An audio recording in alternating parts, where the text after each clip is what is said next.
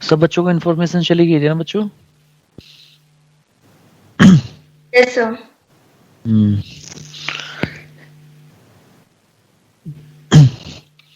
आप लोग एक बार बच्चों को बता दो कि क्लास है, एक बार आप डाल दो अपनी तरफ से भी, सब लोग लिंक डाल दो। चलो बच्चे ज्वाइन कर रहे हैं, आ जाएंगे सारे बच्चे। चलिए आज का टॉपिक कहाँ से स्टार्ट होना है बच्चों?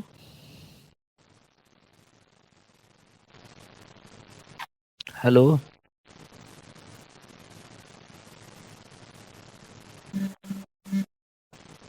आप लोगों को मेरी वॉइस आ रही है? Hello, yes sir. Voice clear आ रही है मेरी यस सबको? सर। हाँ, तो आज का टॉपिक कहाँ से स्टार्ट होना है हमारा?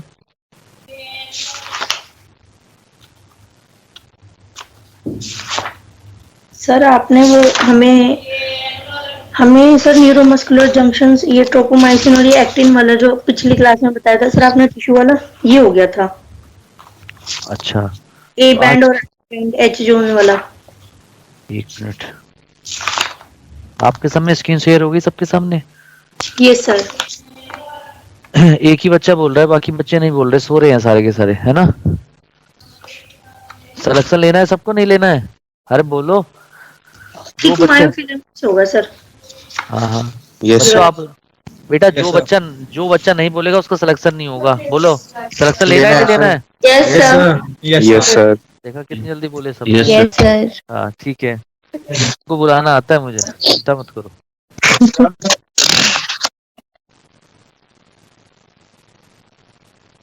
इतने सोचते नहीं रहना यार, सोच थोड़ी रहते हैं। हाँ, ये पढ़ा दिया था थिक मायोफिलामेंट। ये वाला डायग्राम नहीं हुआ था सर। अच्छा,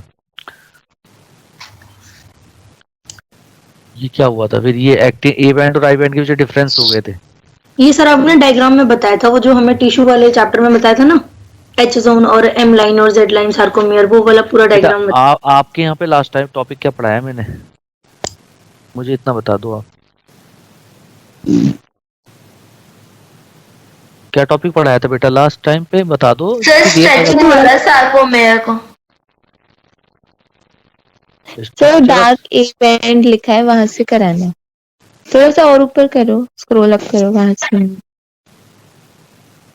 ये यहाँ से, यही से डार्क ए बैंड है ना।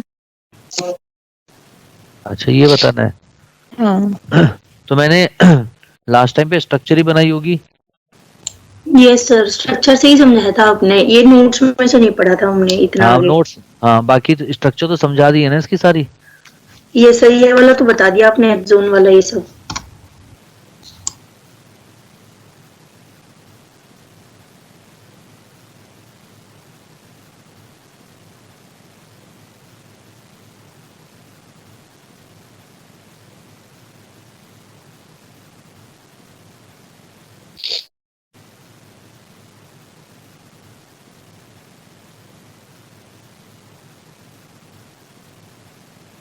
हाँ तो चलिए स्टार्ट करते हैं। तो बेटा ये स्ट्रक्चर तो मैं ऑलरेडी आप लोगों को बता चुका हूँ, चलो मैं एक बार और आप लोगों का हल्का सा बता देता हूँ ताकि आपका माइंड यहाँ पर आ जाए। ठीक है, पूरा फोकस यहाँ करो बेटा और पूरी एनर्जी के साथ करो। देखो बेटा, मैंने आप लोगों को बताया था कि ये क्या बना रहा हूँ मैं, जल्दी से आप लोग नाम बताओ,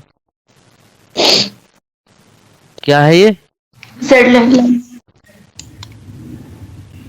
जेड लाइन। म्यूट कर दो, म्यूट कर दो, ये भी जेड लाइन है।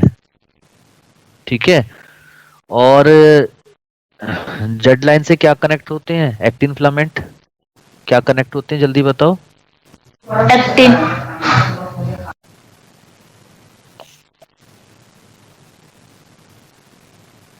एक मिनट, क्या कहला है?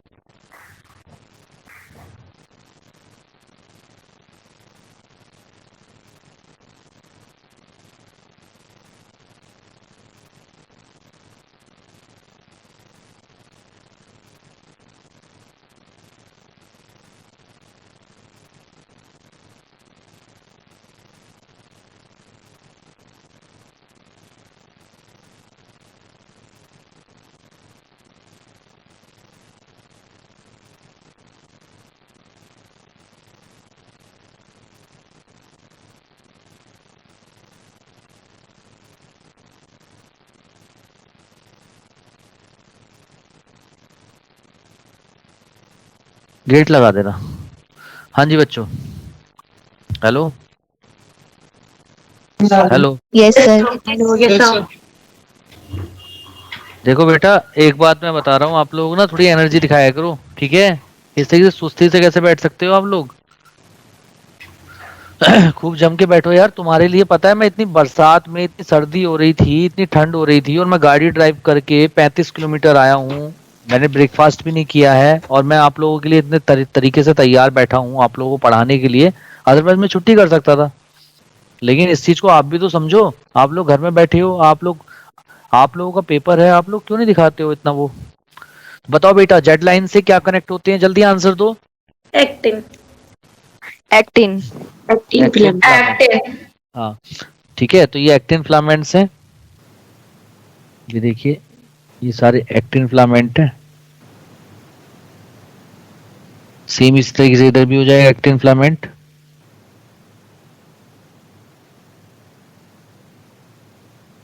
ठीक है, और एक्टिन फिलामेंट्स के बेटा बीच में कौन सी लाइन होती है? जल्दी से बताओ, कौन क्या होता है? Thick Myosin. Myofilament. Thick myofilament जो कि किसका बना होता है? मायोसिन प्रोटीन का। बोलो Yes, sir. Myosin protein का बना हुआ होता है। बेटा, अभी नींद में ही हो, अभी नहीं खुली तुम्हारी आंखें। नहीं सर, एक्टिव बैठे।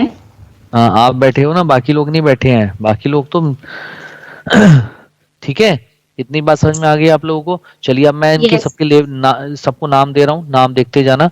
बताओ बेटा, ये जो रेड कलर के बीच में दिखाई दे रहे हैं, ये क्या है? मायोसिन। एक मिनट, ये बहुत कम कलर आ रहा है इसका, एक मिनट को डार्क कर देता हूँ थोड़ा। ये है थिक मायोफिलामेंट, ठीक है? और थिक मायोफिलामेंट बताओ किस कौन से प्रोटीन का बना होता है? जल्दी से बता दो। मायोसिन, ठीक है। और ये बाहर की तरफ क्या है? Thin myofilament. थिन मायोफिलामेंट, और थिन मायोफिलामेंट मेनली किसका बना होता है? एक्टिन प्रोटीन का। और मायोसिन और एक्टिन दोनों ही कॉन्ट्रैक्शन में, मसल कॉन्ट्रैक्शन में हेल्प करते हैं, इसीलिए इनको बोलते हैं कॉन्ट्रैक्टाइल प्रोटीन। ठीक है, अच्छा। अब बात करते हैं देखिए, अब जो थिक मायोफिलामेंट की जो लेंथ होती है यहाँ से लेके यहाँ तक, उसको क्या बोलते हैं बेटा? वो डार्क होती है, क्योंकि थिक मायोफिलामेंट है, तो उसे बोलते हैं ए बैंड। और ए बैंड में केवल क्या है? मायोसिन की तो लेंथ है, ठीक है? और मायोसिन क्या होता है? थिक होता है, इसीलिए ये जोन कैसा हो जाता है? डार्क, यानी डार्क जोन है ये। अरे क्लियर है? और ये जो जहां पर ये थिक मायोफिलामेंट नहीं है, मायोसिन नहीं है, उसको क्या बोलते हैं? I band. I band. और आई बैंड में चूंकि थिन मायोफिलामेंट है, थिक नहीं है, आप देखो, ठीक है? तो इसीलिए ये कैसा होता है? लाइट जोन होता है, लाइट जोन। इसीलिए इसको लाइट बैंड भी कह देते हैं, उसको डार्क बैंड कह देते हैं। वेरी क्लियर है आप लोगों को? इसके बाद बेटा, अब देखो, दोनों ए बैंड के बीच में, ए बैंड के कंपेयर में लाइटर एरिया होता है, जिसको हम बोलते हैं एच जोन, जिसको नाम है हैंसन जोन। Hensen zone. और हैंसन जोन के जस्ट मिड में कौन सी लाइन होती है बेटा? ये क्या है? M line. मिडल लाइन, ठीक है? हाँ, और देखो बेटा, जिस वक्त रेस्टिंग स्टेज में होती है मसल, किस स्टेज में होती है? रेस्टिंग स्टेज में होती है। उस समय एक्टिन और मायोसिन के बीच में जो ओवरलैपिंग होती है, ये ओवरलैपिंग एरिया, इस ओवरलैपिंग एरिया को ओवरलैपिंग जोन, ओवरलैपिंग जोन या ओजोन। यस। क्लियर है? बोलो यस सर। और मैंने आपको ये भी बताया था, आपको मैं रिवाइज का, कि ए बैंड केवल और केवल किसका बना होता है? मायोसिन का बना होता है। जबकि आई बैंड किसका बना होता है? एक्टिन प्लस मायोसिन दोनों का बना होता है, ठीक है? और मैंने ये बात भी बताई थी कि Z line always present between I band, हमेशा आई बैंड के बीच में होता है। तो बेटा, आपको मैंने ये बात ही बताई थी कि जब मसल कॉन्ट्रैक्शन होता है, जब मसल कॉन्ट्रैक्शन होता है, तो उस समय किस किस चीज के अंदर चेंज आता है? एच, आई और सार्कोमियर, ठीक है? सार्कोमियर क्या होता है? टू जेट लाइन के बीच के स्पेस को क्या बोलते हैं बेटा? जल्दी बताओ। सार्कोमियर। और सार्कोमियर क्या है? Structural and functional unit of muscle contraction, muscle contraction ही, ठीक है? और यहाँ पर बेटा, जिस वक्त मसल कॉन्ट्रैक्शन होता है, तो एच, आई और सार्कोमियर क्या हो जाता है बेटा? तीनों में क्या हो जाता है? रिड्यूस, छोटे हो जाते हैं। बता, अरे बात समझ में आ रही है? बोलो। लेकिन कई बार बता चुका Yes, हूं, sir. लेकिन मसल कॉन्ट्रैक्शन में ए और Z line not change, Constant. यानी कि ये अनचेंज रहती है, कांस्टेंट रहती है, जैसी है वैसी की वैसी ही रहती है। अरे बोलिए, सब Yes, क्लियर है sir. सबको? तो छोटे छोटे Yes, पॉइंट्स में कई बार बता चुका हूं, अब तो मुझे याद भी हो गए होंगे आप लोगों को। तो देखिए वही लिखा हुआ है, डार्क ए बैंड, जो चीज मैंने आपको बताई है सिर्फ वही चीज यहाँ पे डिजाइन की गई है। लिखा हुआ है डार्क ए बैंड, जिसको हम एनाइसोट्रॉपिक बैंड बोलते हैं, एट द सेंटर, उसके सेंटर में क्या प्रेजेंट था? आप आगे आगे आंसर दो। H zone. एच जोन, जिसको Hansen zone. हैंसन जोन बोलते हैं। और वो ए बैंड के कंपेयर में कैसा होता है? लाइटर होता है। तो देखो एक कंपैरेटिवली लाइटर एरिया। और एच जोन के भी सेंटर में क्या होता है? M line. M line. और मैंने ये बात ही बताई थी कि इन रिलैक्स स्टेज, जब ये रिलैक्सिंग स्टेज में होती है मसल्स, तो partially overlapping present between actin and myosin filament is called overlapping Ozone. Yes. और मैंने ये बताया था, the light eye band consists of a dark line which passes through the center called Z line, जिसको हम बोलते हैं जुवेशियन शिव लाइन, क्राउज मेम्ब्रेन और डोबीज लाइन। तीन नाम है जेड लाइन के। Yes, sir. अगला था the part of myofibril the part of myofibril between the two successive Z line is called sarcomere. Sarcomere is the structural and functional unit of muscle contraction and myofibril. ये myofibril की भी structural और functional unit है और muscle contraction की भी। अरे बोलो। Yes, sir. Yes, sir. Yes, sir. हाँ, अगला है बेटा सार्कोमियर। अब आप डायग्राम में सही से देखना, बिल्कुल ध्यान से देखना। अगर आप सार्कोमियर को देखें, एक्चुअली ये थोड़ा सा डार्क कर देता हूं मैं। हाँ, अगर आप सार्कोमियर को देखें तो ये बताइए एक सार्कोमियर में कितनी कितनी एम लाइन आ रही है? एक एम लाइन आ रही है, एक ही आ रही है। टू हाफ जेड लाइन आ रही है, two half sorry I band आ रहे हैं। आई बैंड है, यस सर, 2 हाफ आ रहे हैं। ठीक है, देखो यस सर। देखो, ये यहां से लेके यहां तक तो हो गई क्या? एम लाइन, एम मतलब मायोसिन फिलामेंट, और एक Yes, हाफ sir. ये हो गया, एक हाफ ये हो गया। नहीं आया? Yes sir. अरे यस बोलो। सर। Yes, sir. ठीक है, तो वही चीज यहाँ पे लिखी हुई है, रटना कुछ नहीं है, सब चीजें लॉजिकल। तो लिखा है sarcomere comprises single A band, यानी कि सिंगल एम बैंड को तो ए बैंड बोलते हैं, and half of each adjacent I band. Clear? और मैंने आप लोगों को ये बात भी बताई थी, छोटी सी बात है जो आपको याद भी करनी है, कि अगर हम एक मायोसिन की बात करें तो एक मायोसिन कितने एक्टिन से सराउंडेड होता है? 6. कितने एक्टिन से सराउंड होता है? जल्दी बोलो। 6 एक्टिन से सराउंड होता है। यानी कि इस तरीके से आप दिखा सकते हो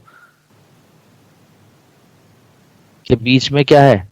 मायोसिन प्रोटीन है, और मायोसिन। चारों तरफ क्या है? एक्टिन। Actin. तो यानी कि एक मायोसिन प्रोटीन को कितने एक्टिन सराउंड करते हैं? सब लोग बोलो। 6. 6 करते हैं। और एक एक्टिन को कितने सराउंड करते हैं? एक एक्टिन को सराउंड करते हैं कितने? 3 एम, 3. 3 मायोसिन। 3 actin, 3 myosin. नहीं बात है, 3 एक्टिन 3 मायोसिन नहीं बेटा, ऐसे कैसी बात करते हो? एक मायोसिन प्रोटीन को 6 एक्टिन प्रोटीन सराउंड करते हैं, और एक एक्टिन प्रोटीन को कितने?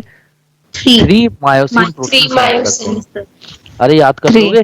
Yes sir. Yes, sir. ठीक है, ये 3D में देखा जाता है, तो वो चीज यहाँ लिखी है। In the overlapping region each thick filament किसको बोलते हैं? Myosin is surrounded by 6 thin filament. ठीक है, वाइल ईच थिन फिलामेंट किसको बोलते हैं? बोलो। Actin. As 3 thick and 3 thin filament as a neighbours. ठीक है, तो ये बात मैंने यहाँ पे लिखवा दी है, सारी चीजें मैंने डिफरेंस में डाल दी है ताकि बच्चे का क्वेश्चन ही गलत ना हो। तो देखो आता है difference between A band and I band. तो ए बैंड और आई बैंड में डिफरेंस क्या है ये बताओ? ए बैंड डार्कर था या आई बैंड डार्कर था? A. बैंड। तो देखो लिखा है डार्क अंडर द माइक्रोस्कोप, यानी कि माइक्रोस्कोप में देख के ये रीजन डार्क दिखाई देता है। लाइट अपीयरेंस अंडर माइक्रोस्कोप, अगर माइक्रोस्कोप में देखो तो ये लाइटर एरिया दिखाई देता है। और आप लोग जानते हैं, बताओ बेटा ए बैंड के मिड में क्या था? हैंसन। और आई बैंड के बीच मिड में क्या था? Z line. ठीक है, और मैंने आपको ये भी बताया था कि ए बैंड किसका बना हुआ था? ओनली मायोसिन, सॉरी ओनली नहीं, दोनों का था। दोनों का बना हुआ था, myosin and actin and actin का, मायोसिन। जबकि आई बैंड किसका बना हुआ था, ओनली एक्टिन। एक्टिन।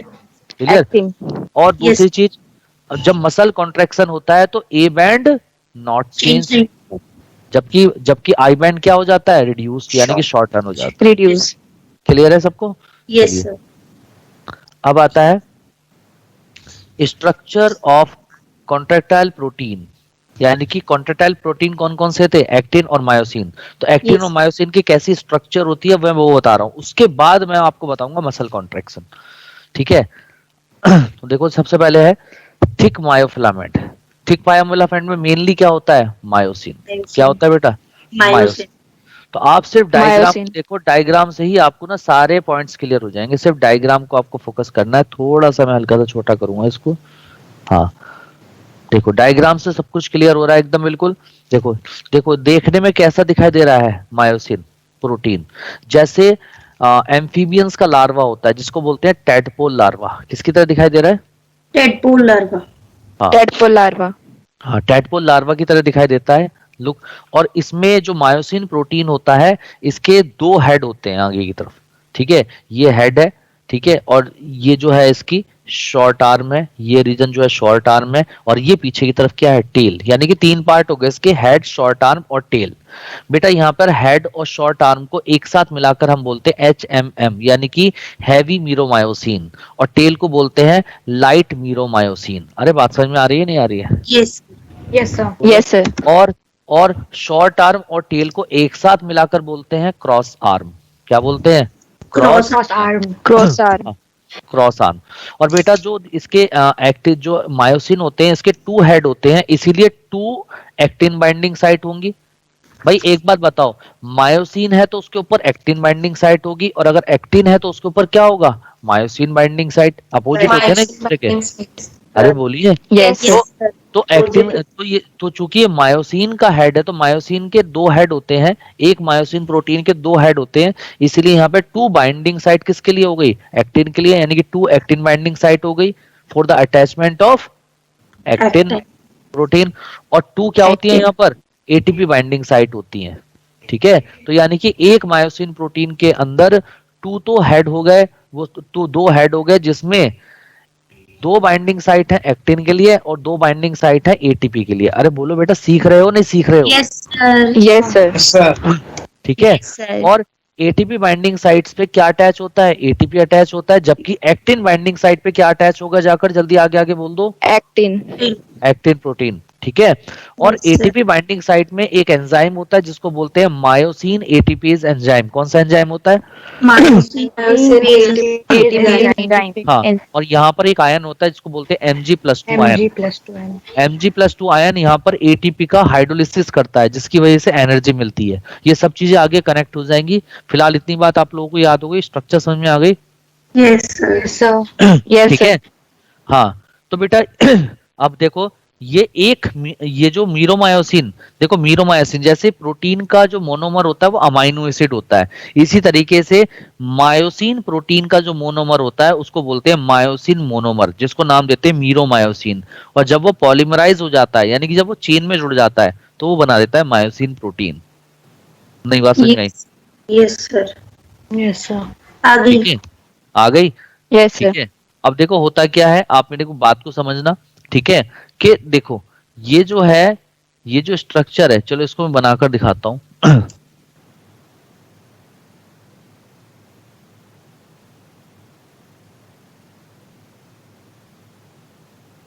हाँ, देखिए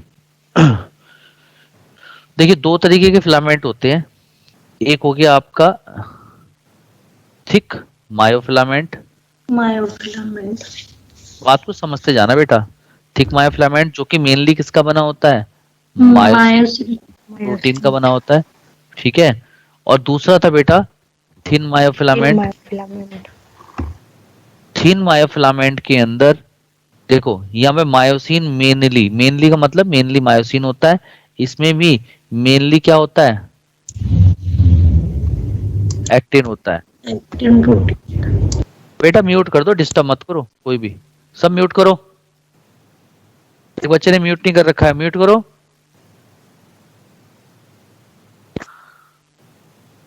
तो बेटा जो थिन मायोफिलामेंट, देखो मेनली तो एक्टिन प्रोटीन होता है किसके अंदर, थिन मायोफिलामेंट में, और थिक मायोफिलामेंट में मेनली थिक मायोफिलामेंट होता है, ठीक है। लेकिन थिन मायोफिलामेंट के अंदर जो टोटल कंपोनेंट होते हैं वो 3 होते हैं। कितने कंपोनेंट्स होते हैं? 3। तो मेरी बात को समझना, कंफ्यूजन बिल्कुल नहीं रखना है, मैं इस पॉइंट को मिटा रहा हूं, ठीक है। अब इसको मैं आगे अटैच करूंगा किस तरीके से, देखिए आप। वो यानी कि थिन मायोफिलामेंट में टोटल कितने कंपोनेंट होते हैं? 3 कंपोनेंट होकर 3 कंपोनेंट्स होते हैं जिनसे ये थिन मायोफिलामेंट बनता है। पहले कंपोनेंट का नाम होता है F actin. F actin mainly होता है, यानी कि इसके अंदर ज्यादा अमाउंट में होता है, इसलिए हम ये कहते हैं कि थिन मायोफिलामेंट में मेनली एक्टिन प्रोटीन होता है। सेकंड होता है इसके अंदर ट्रोपोमायोसिन, और थर्ड नंबर पे जो होता है इसके अंदर वो होता है ट्रोपोनिन, जिसकी 3 यूनिट होती हैं, 3 यूनिट्स होती हैं ट्रोपोनिन की, ठीक है। पहली यूनिट को हम बोलते हैं टीपीसी, ठीक है। सेकेंड यूनिट को बोलते हैं टीपीआई, और थर्ड यूनिट को बोलते हैं टीपीटी। तो ये तीनों मिलकर जो है आपस में ये बनाते हैं ट्रोपोनिन कॉम्प्लेक्स। कौन सा कॉम्प्लेक्स बनाते हैं जल्दी बताएं? Troponin complex. Troponin complex. अब स्ट्रक्चर की बात करें तो बेटा जगह थिक फिल्म मायोफिलामेंट की स्ट्रक्चर तो मैंने अभी आप लोगों को बताई थी, ठीक है, कि इस तरीके से 2 हेड होते हैं और ये इस तरीके से होती है स्ट्रक्चर, ठीक है। इसमें अगर हम लेबलिंग करूं तो ये वाला जो पार्ट है आगे वाला, ठीक है, ये हेड है इसका, ठीक है। ये क्या है? Short arm. और ये क्या है? टेल। ठीक है। अब आपको मैंने ये भी बताया था कि हेड और शॉर्ट आर्म को एक साथ मिलाकर बोलते हैं एचएमएम, यानी कि हैवी मीरोमायोसिन, और टेल को क्या बोलते हैं जल्दी बोल, तो एलएमएम, यानी कि लाइट मीरोमायोसिन। अरे बोलो। Yes sir. बाकी बच्चे नहीं बोलेंगे? कसम खा के बैठ गए क्या बेटा? Yes sir. सोने नहीं दूंगा मैं। कभी सोच रहे हो तुम लोग पढ़ा के छोड़ूंगा? क्या करूंगा? पढ़ा के ही छोड़ेंगे। हाँ, कभी तुम सोच रहे हो तुम्हें, ठीक है। जब अब देखो टेल और शॉर्ट आर्म को एक साथ मिलाकर क्या बोलते हैं जल्दी बताओ? Cross arm. Cross arm. Structure समझ में आ रही है? और यहाँ पर बेटा जो अगर हम बात करें इसके हेड की, तो इसके हेड में 2 बाइंडिंग साइट होती हैं आगे की तरफ।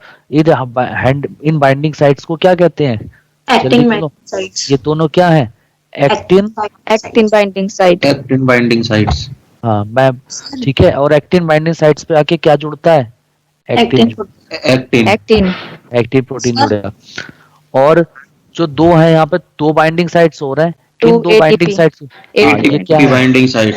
हाँ यस, इनको बोलते हैं एटीपी बाइंडिंग साइट, और इस पे आके क्या जुड़ेगा? एटीपी आगे जुड़ेगा। सर आप अपना पेन थोड़ा मोटा वाला ले लो सर, ये दिखाई नहीं। पता नहीं है कैसे हो रहा है, ये बार बार वो हो जाता है। चलिए अब शायद ठीक हो जाएगा। इतनी बात समझ में आ गई आप लोगों को? स्ट्रक्चर समझ में आ गई? चलिए यस सर। अब बात करते हैं थिन मायोफिलामेंट की। तो थिन मायोफिलामेंट का पहला पहला बताओ कंपोनेंट क्या है, जल्दी से बोलें। F actin. हाँ, तो बेटा एफ एक्टिन बनता है जी एक्टिन से। देखो इस तरीके से जो होते हैं मोनोमर जो यूनिट होती हैं इनको बोलते हैं जी एक्टिन। फिर ये जी एक्टिन Mg+2 यानी कि मैग्नीशियम आयन की प्रेजेंस में एक चेन बना लेती हैं, इस तरीके से एक चेन बना लेती हैं, इस तरीके से एक चेन बना लेंगी। इस चेन को आप क्या नाम देंगे जल्दी से बता दो? F actin. हाँ, ये जो चेन बन गई आपकी जी एक्टिन के जुड़ने से आपस में, इसको हम नाम देंगे एफ एक्टिन। क्लियर सब लोगों को? एफ एक्टिन की स्ट्रक्चर समझ में आ गई? Yes sir. ठीक है।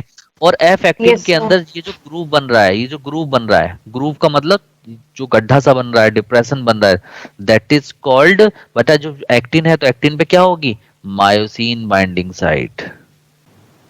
अरे बोलोगे तो तभी तो सीखोगे यार, क्या है ये? Yes sir. Myosin binding site.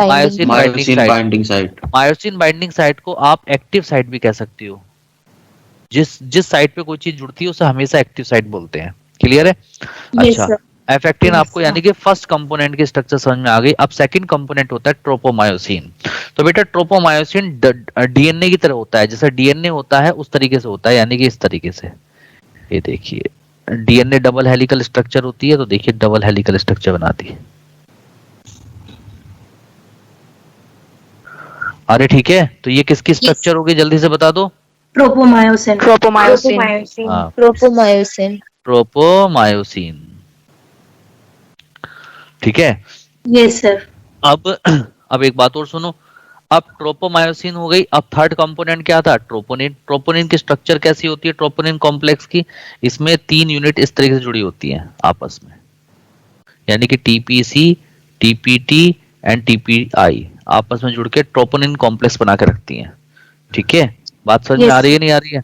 अब क्या होता है बेटा, यस सर। हाँ, अब क्या होता है जिस वक्त मसल रेस्टिंग स्टेज में होती है, जब मसल रेस्टिंग स्टेज में होती है, तो रेस्टिंग स्टेज में क्या होता है, देखो रेस्टिंग स्टेज में क्या होता है, ये जो एक्टिन बाइंडिंग साइट्स है इनको ट्रोपोनिन कॉम्प्लेक्स बाइंड करके रखता है, यानी कि टीपीसी, टीपीटी एंड टीपीआई, ये क्या है, ट्रोपोनिन कॉम्प्लेक्स। ट्रोपोनिन। हाँ, ट्रोपोनिन कह दो या ट्रोपोनिन कॉम्प्लेक्स कह दो, ये इसको ब्लॉक करके रखता है एक्टिव साइट को, यानी कि बायोसिन बाइंडिंग साइट को। कब, रेस्टिंग स्टेज में। रेस्टिंग स्टेज में। कब बेटा जल्दी बोलो, रेस्टिंग स्टेज में। Resting stage. रेस्टिंग स्टेज में। लेकिन जैसे ही एक्शन स्टेज आती है, जैसे ही एक्शन स्टेज आती है, ठीक है, तो एक्शन स्टेज में देखो जो मसल्स होती हैं, मसल्स के अंदर होते हैं मसल फाइबर, और मसल फाइबर के अंदर प्रेजेंट होते हैं सार्कोप्लाज्मिक रेटिकुलम, और सार्कोप्लाज्मिक रेटिकुलम के अंदर किस चीज का स्टोरेज होता है, कैल्शियम आयंस का। ठीक है, तो जैसे ही एक्शन स्टेज होगी, ठीक है, तो एक्शन स्टेज में क्या होगा, जो सार्कोप्लाज्मिक रेटिकुलम है उससे कैल्शियम आयंस रिलीज होके कहां आ जाएंगे, सार्कोप्लाज्म में। ठीक है, और फिर वो सार्कोप्लाज्म में आकर जो मायोफिलामेंट्स थे, याद आया मायोफिलामेंट, यस सर, उन मायोफिलामेंट्स में टीपीसी से जाके जुड़ जाएगा कैल्शियम। किससे जाके जुड़ जाएगा जल्दी से बताओ, टीपीसी से। टीपीसी से कैल्शियम आयन जुड़ जाएगा, और जैसे ही टीपीसी से कैल्शियम आयन जुड़ेगा, ट्रोपोनिन कॉम्प्लेक्स की स्ट्रक्चर क्या हो जाएगी या शेप क्या हो जाएगी, शेप चेंज हो जाएगी। और जब शेप चेंज हो जाएगी तो वो इसको ऑक्यूपाई नहीं कर पाएगा बाइंडिंग मायोसिन बाइंडिंग साइट को, और यहां से क्या हो जाएगा, सेपरेट हो जाएगा। तो जब यहां से, ठीक है, अब देखो क्या चीज सेपरेट हो जाएगा, क्या सेपरेट हो जाएगा, ट्रोपोमायोसिन। मेरी बात सुन लो, ट्रोपोमायोसिन ट्रोपोनिन कॉम्प्लेक्स, ये सेपरेट होगा। मतलब क्या है कि जिस वक्त जो मसल रेस्टिंग स्टेज में थी, उस समय मायोसिन बाइंडिंग साइट को ब्लॉक किसने कर रखा था, ट्रोपोनिन कॉम्प्लेक्स। हाँ, ट्रोपोमायोसिन ट्रोपोनिन कॉम्प्लेक्स ने ब्लॉक कर रखा था। भाई ट्रोपोमायोसिन भी तो है यहाँ, तो ट्रोपोमायोसिन और ट्रोपोनिन ने मिलकर कॉम्प्लेक्स बना रखा था, ट्रोपोमायोसिन ट्रोपोनिन कॉम्प्लेक्स, और उसने क्या कर रखा था, मायोसिन बाइंडिंग साइट को ब्लॉक कर रखा था ड्यूरिंग रेस्टिंग स्टेज।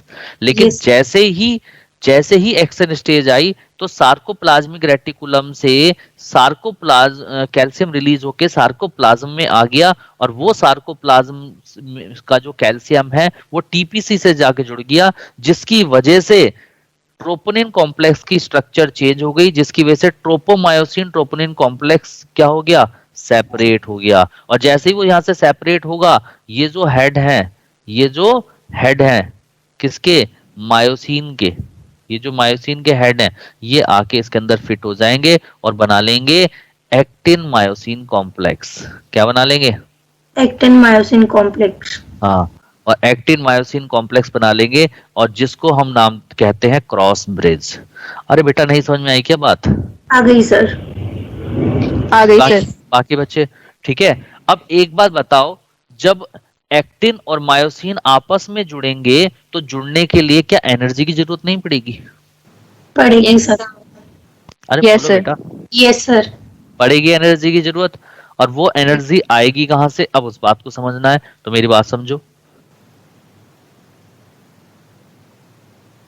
देखो, जब रेस्टिंग स्टेज में होती है मसल, उस समय क्या करता है, जो एटीपी है, एटीपी है की फुल फॉर्म क्या है, एडिनोसिन ट्राइफॉस्फेट, यानी कि कितने फॉस्फेट ग्रुप हैं इसके पास, 3 3। और आप लोग जानते हैं कि फॉस्फेट ग्रुप के पास एनर्जी स्टोर्ड होती है, ठीक है। तो जब रेस्टिंग स्टेज में होता है तो एटीपी अपने फॉस्फेट ग्रुप को अटैच कर देता है क्रिएटिनिन के साथ, किसके साथ जोड़ देता है, क्रिएटिनिन के साथ, और बना देता है फॉस्फोक्रिएटिनिन, फॉस्फोक्रिएटिनिन प्लस एटीपी कन्वर्ट हो जाता है एडीपी में, भाई डाइफॉस्फेट में, क्योंकि एक फॉस्फेट तो जोड़ दिया ना उसने, यस सर। क्लियर। लेकिन जैसे ही एक्शन स्टेज में आती है मसल्स, जैसे ही एक्शन स्टेज में आएगा तो उल्टा हो जाता है। उल्टा क्या हो जाता है, जो फॉस्फोक्रिएटिन है, फॉस्फोक्रिएटिन है, ये क्या करेगा, अपने फॉस्फेट ग्रुप को अटैच कर देगा एडीपी पे, और जैसे ही एडीपी पे अटैच हो जाएगा तो वो कन्वर्ट हो जाएगा एटीपी में और क्रिएटिनिन में। नहीं बात समझ रही? आ गई सर। Yes sir. यानी कि अब एक्शन स्टेज में आपका क्या बन गया, एटीपी। एटीपी। अब ये एटीपी जाएगा और कहां पर जाकर बाइंड होगा, जल्दी से बताओ सोचकर, मायोसिन के हेड पर। कहां पर बाइंड होगा, मायोसिन हेड। पे। और मायोसिन हेड पे क्या प्रेजेंट थी, ATP binding site, ATP binding sites. उससे जाके जुड़ जाएगा। अरे बोलो, यस सर। Yes sir. ठीक है। अब Yes, जैसे sir. ही ये एटीपी बाइंडिंग साइट पे जुड़ेगा तो वहां पर क्या होगा, अब एटीपी बाइंडिंग साइट पे प्रेजेंट थे आपका क्या, मायोसिन एटीपीज एंजाइम, बताया था वहां पे कौन सा एंजाइम होता है, मायोसिन एटीपीज एंजाइम। और मैग्नीज और Mg+2 आयंस होते हैं। कौन सा आयंस होते हैं, Mg+2। Mg+2 ion. तो इसकी प्रेजेंस में एटीपी का क्या हो जाएगा, हाइड्रोलिसिस हो जाएगा, और हाइड्रोलिसिस के लिए इसमें क्या ऐड हो जाएगा, वाटर ऐड हो जाएगा, जिसकी वजह से ये हाइड्रोलिसिस होकर ये कन्वर्ट हो जाएगा एडीपी में, इसका फॉस्फेट टूट जाएगा और क्या रिलीज हो जाएगी, एनर्जी। और ये जो एनर्जी है, ये एनर्जी का यूटिलाइजेशन होगा एक्टिन और मायोसिन को जोड़ने के लिए, यानी कि एक्टिन मायोसिन कॉम्प्लेक्स जो बना उसके लिए एनर्जी इस तरीके से आएगी। नई बात समझ में आई? Yes sir. बन रही है इमेज ना दिमाग के अंदर। Yes, इस तरीके से अगर हाँ निकलने मत देना दिमाग से, बैठा के चलना, क्योंकि मैं चीजें कनेक्ट करूंगा एक दूसरे सारी चीजें। अब क्या होगा, इसीलिए अगर आप इसमें देखें तो बेटा देखो, तीन जो ये मायोसिन है और एक्टिन है, मायोसिन और एक्टिन, ठीक है, इनको तो बोलते हैं कॉन्ट्रैक्टाइल प्रोटीन। मायोसिन को और एक्टिन को क्या बोलते हैं, कॉन्ट्रैक्टाइल प्रोटीन। कॉन्ट्रैक्टाइल प्रोटीन क्यों कहते हैं, क्योंकि ये कॉन्ट्रैक्शन में हेल्प कर रहे हैं, क्योंकि एक्टिन और मायोसिन के जुड़ने की वजह से कॉन्ट्रैक्शन हो रहा है, इसीलिए इनको कॉन्ट्रैक्टाइल प्रोटीन बोलते हैं, ठीक है। लेकिन जो यहाँ पे ट्रोपोमायोसिन और ट्रोपोनिन जो है, इनको कहा जाता है रेगुलेटरी प्रोटीन। रेगुलेटरी प्रोटीन क्यों कहा, क्योंकि ये मसल कॉन्ट्रैक्शन को रेगुलेट कर रहे हैं, कंट्रोल कर रहे हैं। नहीं बात समझ में आई? आ गई सर। आ रही है बात, समझ में नहीं आ रही है? यस सर, आ गई सर। ठीक है, हाँ। और अगर आपसे ये पूछें कि ग्लोब्यूलर रेगुलेटरी प्रोटीन कौन सा है, तो उसे बोलेंगे आप ट्रोपोनिन। इसका जो आगे से ग्लोब्यूल यानी कि आगे से हेड होता है, तो इसलिए इसको बोलते हैं globular regulatory protein. Globular regulatory protein. नहीं समझ में आई बात? आ गई सर। आ गई सर। Yes sir. ठीक है, तो गलती नहीं करनी है, इससे ज्यादा डीप नहीं पूछ सकता आपसे आप, क्योंकि मैं पूरा डीप लेके चल रहा हूं, ठीक है। तो इस तरीके से जो है आपका मसल कॉन्ट्रैक्शन होता है, ठीक है। अब आप ये कहोगे सर ये टीपीसी टीपीआई और इनका काम क्या है, बेटा देखो टीपीसीआई जो है वो पार्ट है जहां पर कैल्शियम आकर जुड़ता है। क्या जुड़ता है, कैल्शियम। हाँ, ट्रोपोनिन कॉम्प्लेक्स टीपीटी वो पार्ट है जो ट्रोपोमायोसिन से जुड़ता है। किससे जुड़ता है, ट्रोपोमायोसिन जिनसे अटैच करता है। और टीपीआई को बोलते हैं ट्रोपोनिन इनहिबिटरी कॉम्प्लेक्स या ट्रोपोनिन इनहिबिशन, ठीक है। ये जो आई का मतलब है इनहिबिशन, यानी कि ये एक्टिन और मायोसिन के आपस में जुड़ने के बाद उनको ब्रेक करने यानी कि क्रॉस ब्रिज को तोड़ने में हेल्प करते हैं, ताकि मसल रिलैक्स हो जाए। यानी कि एक्टिन और मायोसिन के बीच का जो इंटरेक्शन है उसको इनहिबिट करते हैं। नहीं समझ में आई बात? आ गई सर। आ गई सर। Yes sir. आ रहा है सबके? यस। बोलो। ठीक है। हाँ, तो पहले तो आप लोग इसका स्क्रीनशॉट लेके रख लो। ठीक है, मैं थोड़ा छोटा कर रहा हूँ, एक ही पेज पे ले आता हूँ सारी चीज। ठीक है,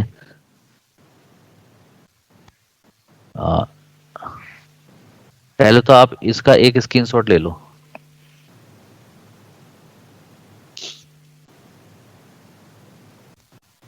ले लिया सबने स्क्रीनशॉट? Yes sir.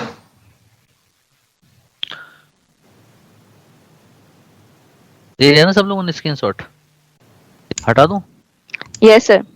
हाँ, तो देखिए तो ये अब आपको उस कहानी पूरी समझ में आ गई होगी कि ये एक्टिन मायोसिन कॉम्प्लेक्स बना, क्रॉस ब्रिज कैसे बना, सारी कहानी मैंने आपको बता दी है। ठीक है, तो चलिए अब स्टार्ट कर देते हैं। तो थिक मायोफिलामेंट की बताओ, थिक मायोफिलामेंट जो था वो उसकी मोनोमर यूनिट क्या थी? मीरोमायोसिन। मीरोमायोसिन। देखो बेटा, जब तक आप उत्तेजना के साथ, गुस्से के साथ, जब तक आप जुनून के साथ आंसर नहीं दोगे ना, सीख नहीं पाओगे। इतना सुस्त आदमी डॉक्टर नहीं बनता।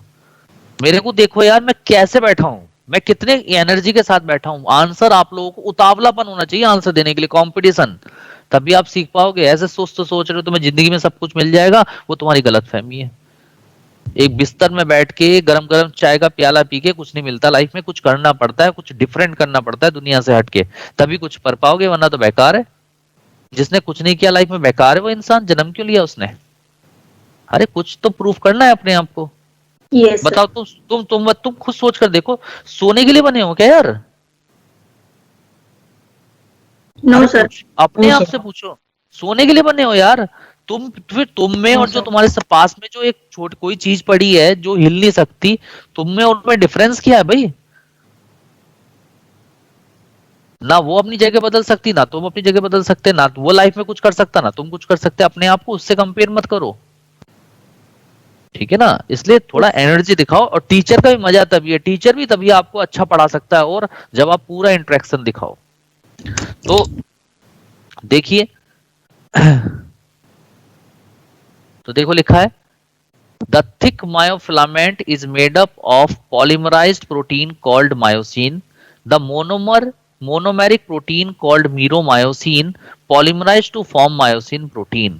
क्लियर है सबको? Yes sir. Yes sir. Yes, sir. अगला है, each meromyosin has two parts, a globular head with a short arm and a tail. The globular head along with the short arm is called heavy myromycin and tail is called light myromycin. जो चीज समझाई है same वही चीज लिखी हुई है। अगला है, the globular head has a site for binding of actin and ATP, यानी कि दो हेड के पास दो बाइंडिंग साइट थी, एक तो एक्टिन को बाइंड करने की साइट थी और एक एटीपी को बाइंड करने की साइट थी। बोलो यस। Yes, sir. अगला, yes sir. the globular head act as a ATPase enzyme. It hydrolyzes ATP to produce energy. Each myosin molecule form a tadpole-like structure. बताया था tadpole जैसी होती है structure, where the tail of molecules are joined to form body of myosin filament. Head and short arm protrude out the body and make the cross bridge with actin. चलिए अगला आता है thin filament. Thin filament की structure भी already बता चुका हूं कि 3 कंपोनेंट्स होते हैं, एक होता है एक्टिन, एक होता है ट्रोपोमायोसिन, एक होता है ट्रोपोनिन। और ट्रोपोनिन के 3 यूनिट होती हैं, टीपीआई, टीपीटी, टीपीसी। और मैंने ये बात भी बता दी कि tropomyosin and troponin both are the regulatory protein, क्योंकि ये मसल कॉन्ट्रैक्शन को रेगुलेट करता है। और एक्टिन और myosin both are the contractile protein, contraction में हेल्प करता है। और अगर आपसे पूछें globular regulatory protein of muscle contraction, troponin पे टिक लगाएंगे। सब चीज बता चुका हूं मैं आप लोगों को। मैं ये भी बता चुका हूं, जी एक्टिन मैग्नीशियम आयंस की प्रेजेंस से पॉलीमराइज होकर एफ एक्टिन बनाते हैं। तो इस तरीके से तीनों F actin, tropomyosin and troponin complex मिलकर एक स्ट्रक्चर बनाते हैं जिसको हम नाम देते हैं थिन मायोफिलामेंट। और थिन मायोफिलामेंट में मेनली क्या चीज होती है, जल्दी से बता दो। एक्टिन प्रोटीन होता है, एफ एक्टिन। ठीक है, एक मिनट, मेरा तो गला ही बैठ गया, एक मिनट बैठा। अगला है the thin myofilament is made up of 3 protein, actin, tropomyosin and troponin. सबसे पहले बात करते हैं एक्टिन की। ठीक है, actin is a globular protein. कैसा प्रोटीन है बेटा? Globular protein. हाँ हाँ, ग्लोबुलर प्रोटीन है। लेकिन देखो यहाँ पर क्या है, ग्लोबुलर कॉन्टेक्टाइल प्रोटीन है, ग्लोबुलर रेगुलेटरी प्रोटीन नहीं है। अरे फर्क समझ में आया नहीं आया? गलती मत कर लेना। Yes sir. देखो Yes, sir. Question Yes, sir. आप ये मत समझो कि आप बहुत ज्यादा पढ़ने से सिलेक्शन ले लोगे या एक अच्छी रैंक बना लोगे। ये सब आपकी गलत फहमी है। सही तरीके से थ्योरी को पढ़ना और सही जहां से थ्योरी आती है, जैसे एनसीईआरटी आपको पता है पूरा एग्जाम पेपर एनसीईआरटी से बनता है। आप एनसीईआरटी नहीं पढ़ रहे हो और बाकी कोई भी बुक पढ़ रहे हो तो आप समझ लेना कि आप कहीं ना कहीं बहुत बड़ी गलती कर रहे हो, और इस चीज का जब भुगतान होगा आपको एग्जाम में करना पड़ेगा। फिर आपको ऐसा लगेगा हमने मेहनत तो बहुत करी लेकिन एग्जाम में हम क्वेश्चन पता नहीं कहां से आ गए। बड़ी दिक्कत वाली बात है, सिलेक्शन नहीं होगा, रोगे घर में बैठ के। क्यों रो रहे हो भाई? गलती तुम्हारी है भाई। जब साफ साफ पता है कि एग्जाम जो है एनसीईआरटी से बनता है, एनसीईआरटी के जो टॉपिक्स है उन पर बनता है, उन पर रिसर्च करो। आप एनसीईआरटी से बाहर की बुक पढ़ रहे हो, गलती तो तुम्हारी हुई ना। उसमें नीट की गलती क्या हो गई? क्योंकि इंसान को समझ में ही नहीं आ रहा है कि करना क्या है। हमेशा रिक्वायरमेंट के हिसाब से तैयारी करनी चाहिए। बात को समझ रहे हो आप? नहीं समझ रहे हो मेरी बात को? मैं क्या कहना चाहता हूँ? Yes sir. आप मेरी गहराई को समझो। देखो सिलेक्शन, मैं एक बात बता रहा हूं, सिलेक्शन निकालना निहायत ही आसान है अगर आपका तरीका सही है। जो नीड है उसके अकॉर्डिंग अगर आप काम कर रहे हो तो 100% आपका सिलेक्शन होगा। वरना तो बेटा अगर आप नीट के अकॉर्डिंग नहीं पढ़ रहे हो, आपको नहीं पता है कि कहां से क्या आ रहा है, और आप पढ़ते ही जा रहे हो, पढ़ते ही जा रहे हो, दिन रात मेहनत कर रखी है, तो बेटा रिजल्ट 0 हो जाता है। ज्यादा पढ़ने वाले का सिलेक्शन नहीं होता। सिलेक्शन उस बच्चे का होता है जो नीड के हिसाब से पढ़ता है। नीड मतलब क्या होती है? अब आप एक बार इस तरीके से एक एग्जांपल देखो, जैसे कोई सामने आपके आदमी खड़ा है या कोई पेशेंट आ गया आपके पास, और पेशेंट आपके सामने खड़ा हुआ, उसने मुंह से कहा सर मेरे सर में दर्द है, और आपने सर का दर्द सुनते ही आपने आंसर देना शुरू कर दिया कि तेरे को मलेरिया हो सकता है, तेरे को ये हो सकता है, तेरे को वो हो सकता है, तू ये दवाई खा ले, तू वो दवाई खा ले। पेशेंट कहेगा तू बेवकूफ है क्या? पहले मेरे सिम्टम तो सुन, मेरे को सिम्टम क्या है। बिल्कुल सही बात है। जब तक आप सिम्टम नहीं सुनोगे, जब तक आप उसको बताओ, तब कैसे पता लगेगा कि आपको कौन सी डिसीज है? सर में दर्द तो काफी सारी बीमारियों में होता है। तो इसीलिए मैं वो चीज कहना चाह रहा हूं कि पढ़ने के लिए बहुत कुछ है। आप एक सब्जेक्ट को पूरी जिंदगी पढ़ते रहोगे, खत्म नहीं होगा। लेकिन आप नीड के अकॉर्डिंग पढ़ो। नीड होती है जरूरत कि कहां से वो क्वेश्चन आएगा। आप लोग 3-4 साल का पेपर उठा के देख लो, नीट में जितने भी क्वेश्चन बायोलॉजी के आए हैं सारे के, चाहे जूलॉजी हो चाहे बॉटनी हो, सारे के सारे एनसीईआरटी से हैं। 99% एनसीईआरटी से। अगर 1-8% बाहर चला गया है तो 1-8% से कोई फर्क नहीं पड़ता। वो तुम्हारे लिए बाहर नहीं, वो जिसकी फर्स्ट रैंक आएगी उसके लिए भी बाहर है। उससे कभी सिलेक्शन डिसाइड नहीं होता। सिलेक्शन डिसाइड होता है 99% से। तो आप 99% वाला पढ़ोगे या 1% के लिए अपना समय खराब करोगे? आप डिसाइड करो। 99%। 99 अगर आप अपने माइंड में, अपनी साइकोलॉजी में ये बात बैठा लोगे कि एनसीईआरटी से आ रहा है, तो एनसीईआरटी की बुक को देख के आपको डर नहीं लगता होगा, क्योंकि एनसीईआरटी पतली पतली 2 बुकें हैं। क्या आप 2 बुकों को अच्छे से रट नहीं सकते, समझ नहीं सकते? कर सकते हैं सर। कर Yes. सकते ना। लेकिन Yes. आपको बायोलॉजी क्यों बड़ी लगती है, बायोलॉजी क्यों हार्ड लगती है? क्योंकि आपने उन 2 बुक के साथ और भी बुकें ऐड कर ली हैं।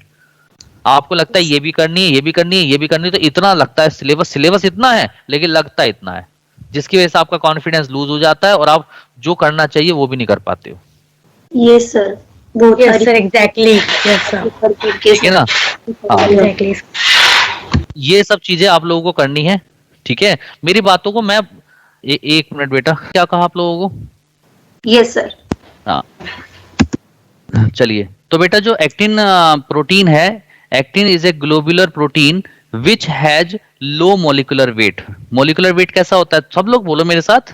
लो होता है सर। लो होता है। लो मॉलिक्यूलर हाँ, वेट। हाँ, और it occur in 2 forms. 2 forms में होता है। एक होता है मोनोमेरिक जी एक्टिन और एक होता है पॉलीमेरिक एफ एक्टिन। हाँ, तो मोनोमेरिक जी एक्टिन जो होता है वो ग्लोबुलर होता है, और पॉलीमेरिक एफ एक्टिन जो होता है वो फिलामेंटियस होता है, यानी कि फिलामेंट्स होते हैं उसमें।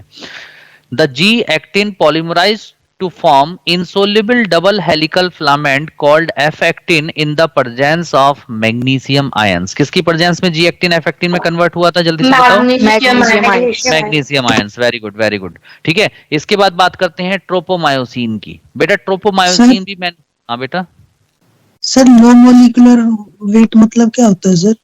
मतलब जिसका वेट कम हो। नहीं सर, जैसे एक हमने वो पढ़ा था ना, जैसे वायरॉइड्स में पढ़ते हैं लो मोलिकुलर वेट टाइप का। किस में पढ़ते हैं? वो वायरॉइड्स नहीं पढ़ते हैं सर? वायरॉइड, वायरॉइड हाँ, उसमें आरएनए के बारे में बता। हाँ हाँ, वायरस, हाँ। तो लो, अरे तो मोलिकुलर वेट, जिस मोलिकुल का वेट कम हो। सर इनका मतलब लगभग अप्रोक्सीमेट सबका इक्वल नहीं होता या फिर कुछ ज्यादा ही डिफरेंस हो जाता है इनमें? डिफरेंस होता है, एफेक्टिन का कम होता है, वो हल्के होते हैं, ट्रोपोमायोसिन थोड़े से भारी होते हैं। ठीक है सर। हाँ, तो ट्रोपोमायोसिन की बात करते हैं। Tropomyosin is a fibrous molecules, the two filaments of tropomyosin run closely along the entire length of actin. मैंने कहा था ना, दो फिलामेंट्स मूव करते हैं लाइक डीएनए। ठीक है, at resting stage it separate the actin and myosin by binding to the myosin binding site on the actin filament and hence prevent the formation of cross bridge, which in turn prevent the contraction of muscle fiber। मतलब क्या हुआ, मैंने आपको बताया था, जब resting stage में होते हैं तो ट्रोपोमायोसिन ट्रोपोनिन के साथ जुड़कर ट्रोपोमायोसिन ट्रोपोनिन कॉम्प्लेक्स बना लेते हैं और मायोसिन बाइंडिंग साइट को ब्लॉक करके रखते हैं, यानी कि मायोसिन को जुड़ने नहीं देते। लेकिन जैसे ही कैल्शियम टीपीसी से आके जुड़ेगा, शेप क्या हो जाएगी, चेंज हो जाएगी। ट्रोपोनिन ट्रोपोमायोसिन कॉम्प्लेक्स की स्ट्रक्चर चेंज हो जाएगी, वो मायोसिन बाइंडिंग साइट से सेपरेट हो जाएगा और उसकी जगह पे मायोसिन का हेड आके फिट हो जाएगा और बना लेगा actin myosin complex, that is called cross bridge. और उसको जोड़ने के लिए क्या आ जाएगी, एनर्जी आ जाएगी, वो एटीपी से मिलेगी। एटीपी आके एटीपी बाइंडिंग साइट से जुड़ जाएगा और मायोसिन एटीपीएस और मैग्नीशियम आयंस की प्रेजेंस में उसका हाइड्रोलिसिस हो जाएगा और वो वहां से एनर्जी मिल जाएगी और एनर्जी की वजह से मसल कॉन्ट्रैक्शन क्या हो जाएगा, स्टार्ट हो जाएगा। नई बात समझ में आई? आ गई sir. Yes sir. Yes sir. हाँ ठीक है, इसके बाद थर्ड कंपोनेंट था बेटा ट्रोपोनिन।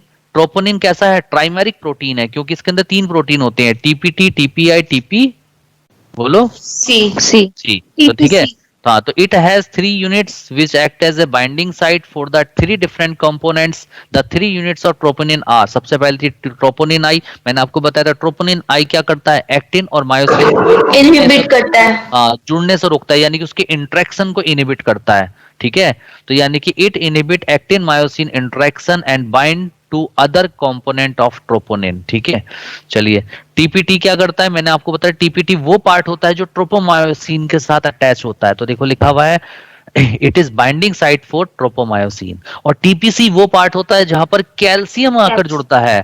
ठीक है, तो यानी कि it is binding site for calcium. ठीक है, इसके बाद बेटा मैंने यहाँ पे डिफरेंसेस भी कराए हैं ताकि क्वेश्चंस गलत ना हो। तो लिखा है मायोसिन फिलामेंट जिसको थिक मायोफिलामेंट भी बोलते हैं, एक्टिन फिलामेंट जिसको थिन मायोफिलामेंट भी बोलते हैं। तो देखो लिखा है, अगर हम बात करें थिक मायोफिलामेंट की यानी कि मायोसिन की, तो found only in A band, केवल ए बैंड ऑफ सार्कोमियर में मिलती है, लेकिन found in both A band and I band of sarcomere. क्यों? क्योंकि ए बैंड एक्टिन मायोसिन का बना हुआ था और आई बैंड केवल किसका बना हुआ था, एक्टिन प्रोटीन का बना हुआ था। अरे याद आ रहा है? Yes sir. अगला है cross bridge are present hence they have rough surface. एक बात हमेशा याद रखो, तुम खुद सोचकर मुझे बताओ, जब कॉन्ट्रैक्शन होगा तो एक्टिन मायोसिन के ऊपर मूव करेगा या मायोसिन एक्टिन के ऊपर मूव करेगा? सोचकर बताओ। मायोसिन के ऊपर। बोलो। एक्टिन मायोसिन के ऊपर मूव करेगा, तभी तो बेटा मायोसिन चूंकि मूव नहीं कर रहा है तो मायोसिन की लेंथ को हम ए बैंड कहते हैं, इसलिए तो ए बैंड चेंज नहीं हो रहा है। अरे बोलो, सोचो। Yes sir. आ गया दिमाग में स्ट्राइक करके चीज? ठीक है, हाँ, तो cross bridge are present hence they have rough surface. बेटा एक बात बताओ, एक चीज और, अगर आपसे पूछे कि क्रॉस ब्रिज किसके सरफेस पे बनते हैं, मायोसिन के सरफेस पे, एक्टिन के सरफेस पे, तो आप कहोगे मायोसिन के सरफेस पे। इसीलिए मायोसिन का सरफेस रफ हो जाता है और एक्टिन का सरफेस कैसा होता है, स्मूथ होता है। तो देखो लिखा है हाँ, तो क्रॉस ब्रिज और absent has they have smooth surface. Clear बेटा, छोटे छोटे पॉइंट्स पे क्वेश्चन बनता है। अगर आपसे पूछें कि क्रॉस ब्रिज एक्टिन पे बनता है मायोसिन पे बनता है, तो आप कहोगे मायोसिन पे बनता है, इसीलिए मायोसिन का सरफेस रफ होता है, ठीक है, और एक्टिन का स्मूथ होता है। और अगर आपसे ये पूछें कि मसल कॉन्ट्रैक्शन के टाइम पर एक्टिन मायोसिन के ऊपर मूव करता है या मायोसिन एक्टिन पे, तो आप कहोगे एक्टिन मूव करता है मायोसिन के ऊपर, क्योंकि इसीलिए मायोसिन कॉन्ट्रैक्शन के टाइम पे भी कैसा रहता है, कांस्टेंट रहता है, इसीलिए ए बैंड भी Constant. कांस्टेंट होता है। Clear? Yes sir. Yes, sir. Yes, sir. चलिए, एक और बात मैंने आपको बताई थी कि एक मायोसिन प्रोटीन के चारों तरफ 6 एक्टिन प्रोटीन होते हैं और एक एक्टिन के चारों तरफ 3 मायोसिन प्रोटीन होते हैं। याद आ रहा है, नहीं आ रहा है? Yes, sir. Yes sir. तो देखो, अच्छा देखो, fewer than actin filament 3 of them surround each actin filament. बिल्कुल साफ साफ लिखे हुए हैं। अगर एक्टिन और मायोसिन को कंपेयर करो तो मायोसिन कम होते हैं, एक्टिन का नंबर ज्यादा होता है। आप देखो, 2 एक्टिन के बीच में 1 मायोसिन था, तो यानी कि एक्टिन का नंबर ज्यादा है, मायोसिन का नंबर कम है। अरे क्लियर है? Yes sir. ठीक है। और यहाँ पे देखो लिखा है more numerous than myosin filament 6 of them surrounded each myosin filament, यानी कि एक मायोसिन फिलामेंट को 6 सराउंड कर रहे हैं एक्टिन, और इधर की साइड पर एक एक्टिन को सराउंड कर रहे हैं 3 मायोसिन। नहीं समझ में? ठीक यस है। सर। हाँ, यस सर। अब आप खुद सोचो, खुद आप लोग सोचो, रटने की कोई जरूरत नहीं है, साफ साफ लिखा हुआ है, देखिए।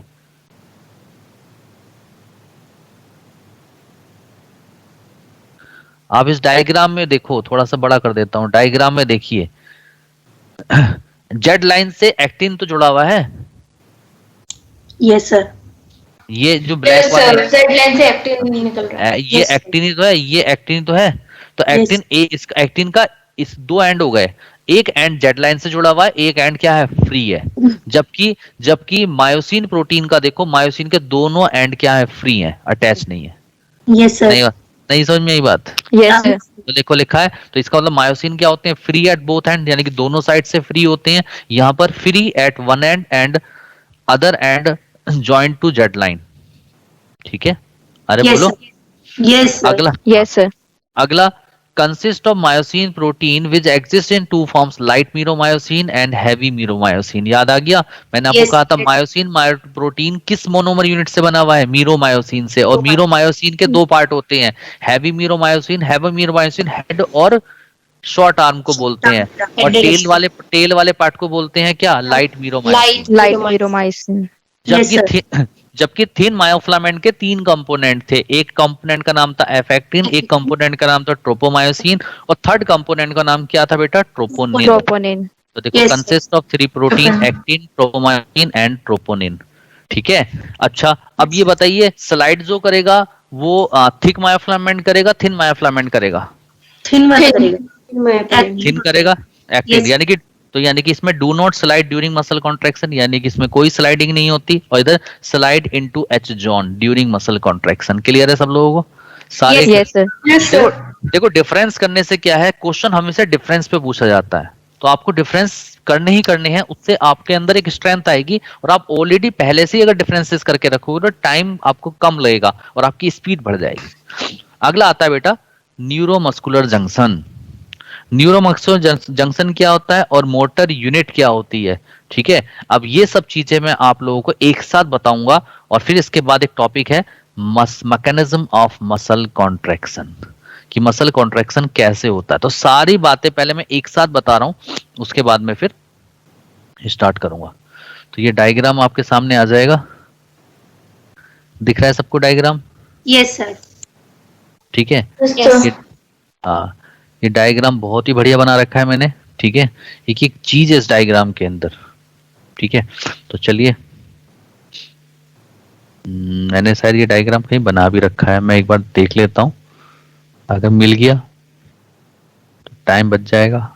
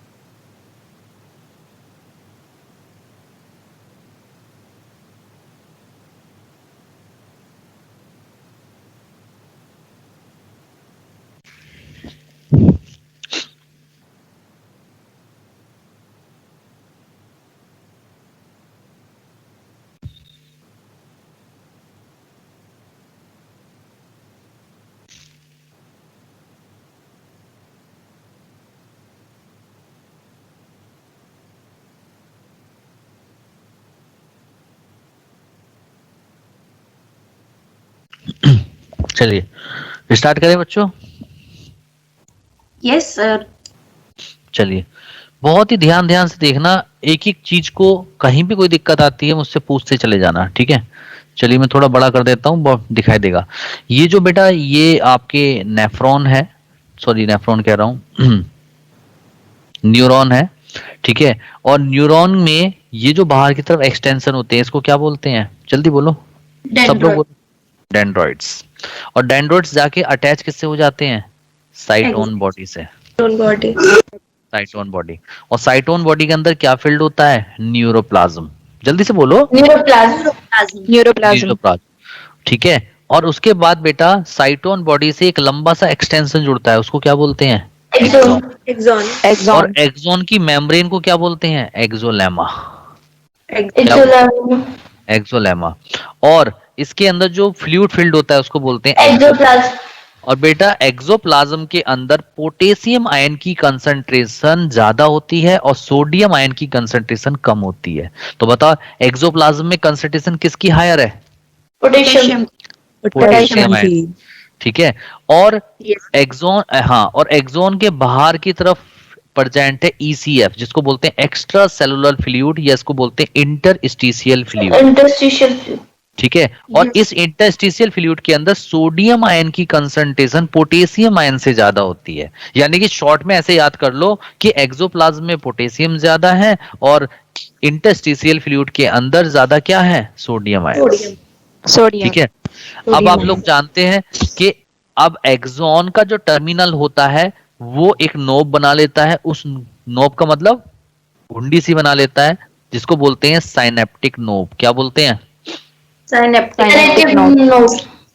और साइनेप्टिक नोब के अंदर, साइनेप्टिक नोब के अंदर ये जो आपको दिखाई दे रहे हैं, एसिटाइलकोलिन। ये जो आपको दिखाई दे रहे हैं ये है साइनेप्टिक वेसिकल्स। क्या है बेटा ये, synaptic vesicles. Synaptic vesicles. Synaptic vesicles हैं ये, ठीक है। और साइनेप्टिक वेसिकल्स के अंदर कौन सा हार्मोन फील्ड होता है, एसिटाइलकोलिन हार्मोन, ACH। क्या फील्ड होता है जल्दी बताओ, एसिटाइलकोलिन। ACH। क्लियर। अच्छा, तो ये जो साइनेप जो नोब होता है, ये जो साइनेप्टिक नोब है, अब ये क्या करता है, अब ये दो तरीके के जंक्शंस बनाता है। मेरी बात को समझना, मेरी बात को बहुत ध्यान से समझना। मैं बार बार एक बार इसलिए बोलता हूं कि ताकि कोई चीज मिस ना हो जाए आपके माइंड से। देखिए देखिए, अब दो तरीके के यहां पर जंक्शन बनते हैं, ठीक है। जैसे ये न्यूरॉन है, ठीक है।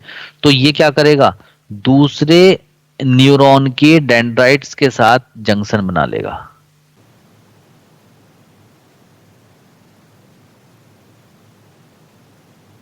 नहीं बात समझ में आ रही है सर। यस ठीक सर। है।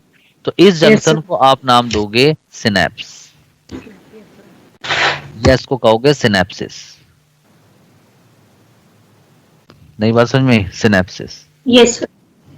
ठीक है। यानी कि ये भी न्यूरॉन है और ये भी न्यूरॉन है, ठीक है। तो दोनों, लेकिन ये न्यूरॉन का क्या है, इसको, ये न्यूरॉन का क्या है, एक्सॉन, और ये न्यूरॉन का क्या है जल्दी से बताओ, डेंड्राइट। डेंड्राइट। सर सिनेप्टिक है ना बेटा सिनेप्टिक नोब भी तो एक्सॉन ही है, एक्सॉन टर्मिनल को तो बोलते हैं सिनेप्टिक नोब। तो चाहे सिनेप्टिक नोब कह दो चाहे एक्सॉन कह दो, both are the same thing. नई बात समझ में आई, ठीक है चलो। ठीक है। तो अब जब दो न्यूरॉन के बीच का जंक्शन होता है, डेट इज कॉल्ड सिनेप्स या सिनेप्सिस, और बीच में जो गैप होता है उसको बोलते हैं साइनेप्टिक क्लेफ्ट। क्या बोलते हैं, साइनेप्टिक क्लेफ्ट। ठीक है। तो चूंकि साइनेप्टिक क्लेफ्ट है, ठीक है। अब आप देखो, अगर इंपल्स देखें तो इस न्यूरॉन से इंपल्स ट्रांसफर होके दूसरे न्यूरॉन में जा रही है। अरे बोलो। Yes sir. तो इस तरीके से ये तो हो गया मोटर न्यूरॉन, इसको क्या बोलेंगे, मोटर न्यूरॉन, ठीक है। Yes sir. अब देखो, सिनेप्सिस से पहले वाला न्यूरॉन है, इसलिए इसको नाम देंगे प्री सिनेप्टिक मोटर न्यूरॉन।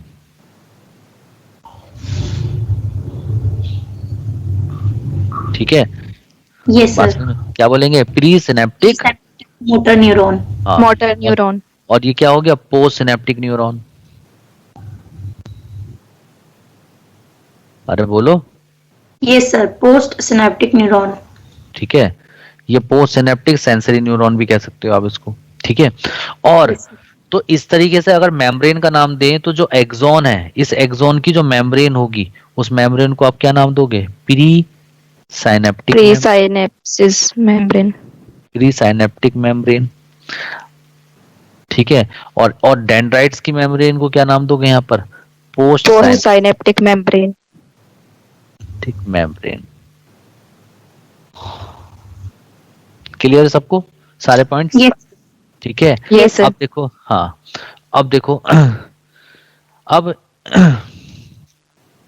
ये तो एक जंक्शन हो गया, ये तो एक तरीके से मैंने बता दिया। अब देखो दूसरा क्या हो सकता है जैसे ये न्यूरॉन है और ये न्यूरॉन का सिनेप्टिक नोब है, मतलब ये एक्सॉन है आपका और ये इसका साइनेप्टिक नोब है। साइनेप्टिक नोब कह दो या एक्सॉन कह दो, बोथ आर सेम, क्योंकि साइनेप्टिक नोब क्या है? टर्मिनल एंड ऑफ एक्सॉन है। और इसने मसल्स के साथ वो बना लिया जंक्शन, ये एक मसल है, मसल्स के साथ जंक्शन बना लिया।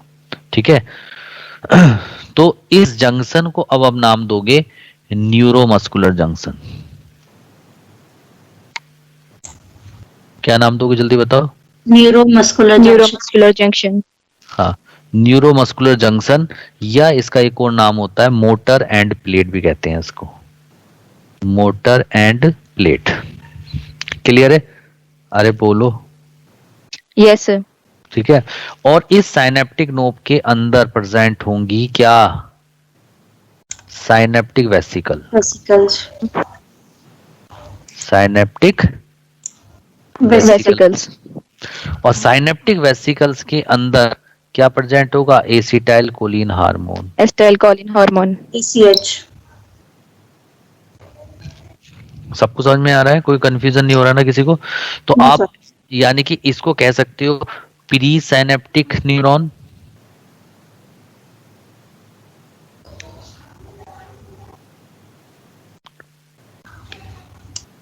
अरे बोलो, कह सकते हो?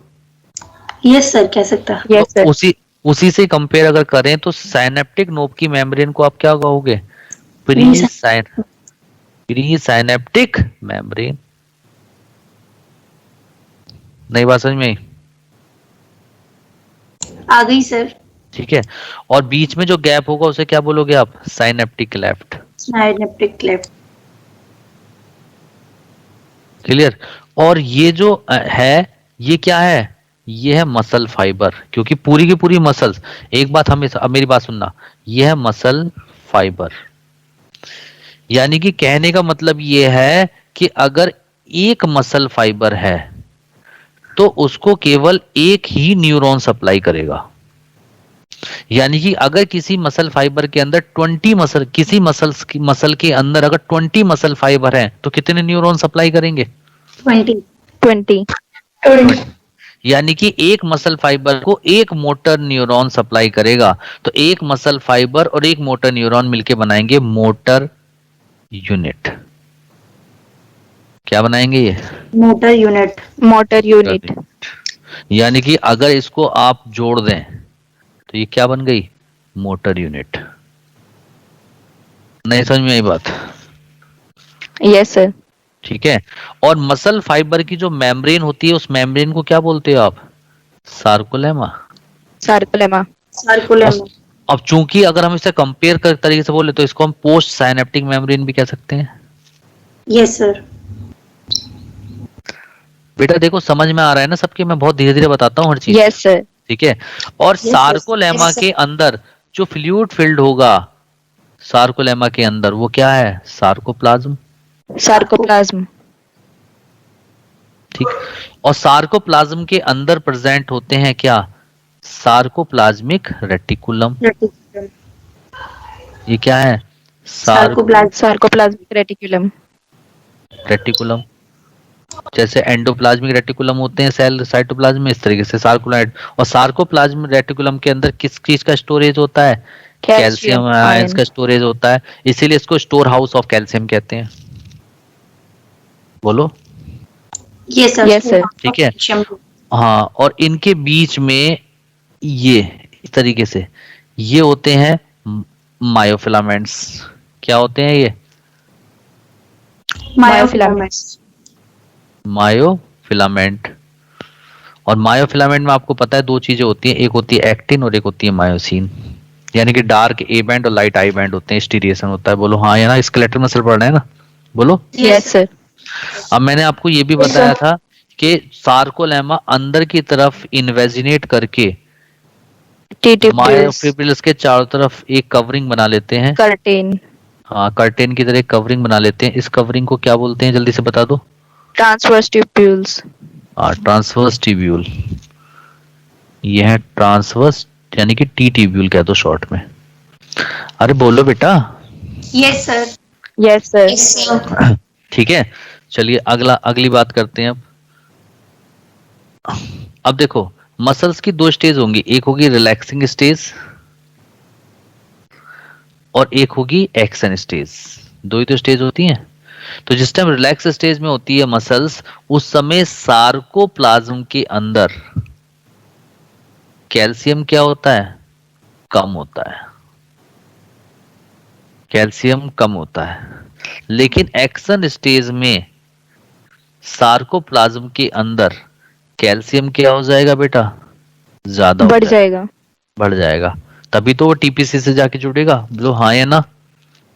अब क्वेश्चन उठता है, ये कैल्शियम इसमें डिक्रीज क्यों है? क्योंकि बेटा क्योंकि कैल्शियम किसके अंदर स्टोर रहता है?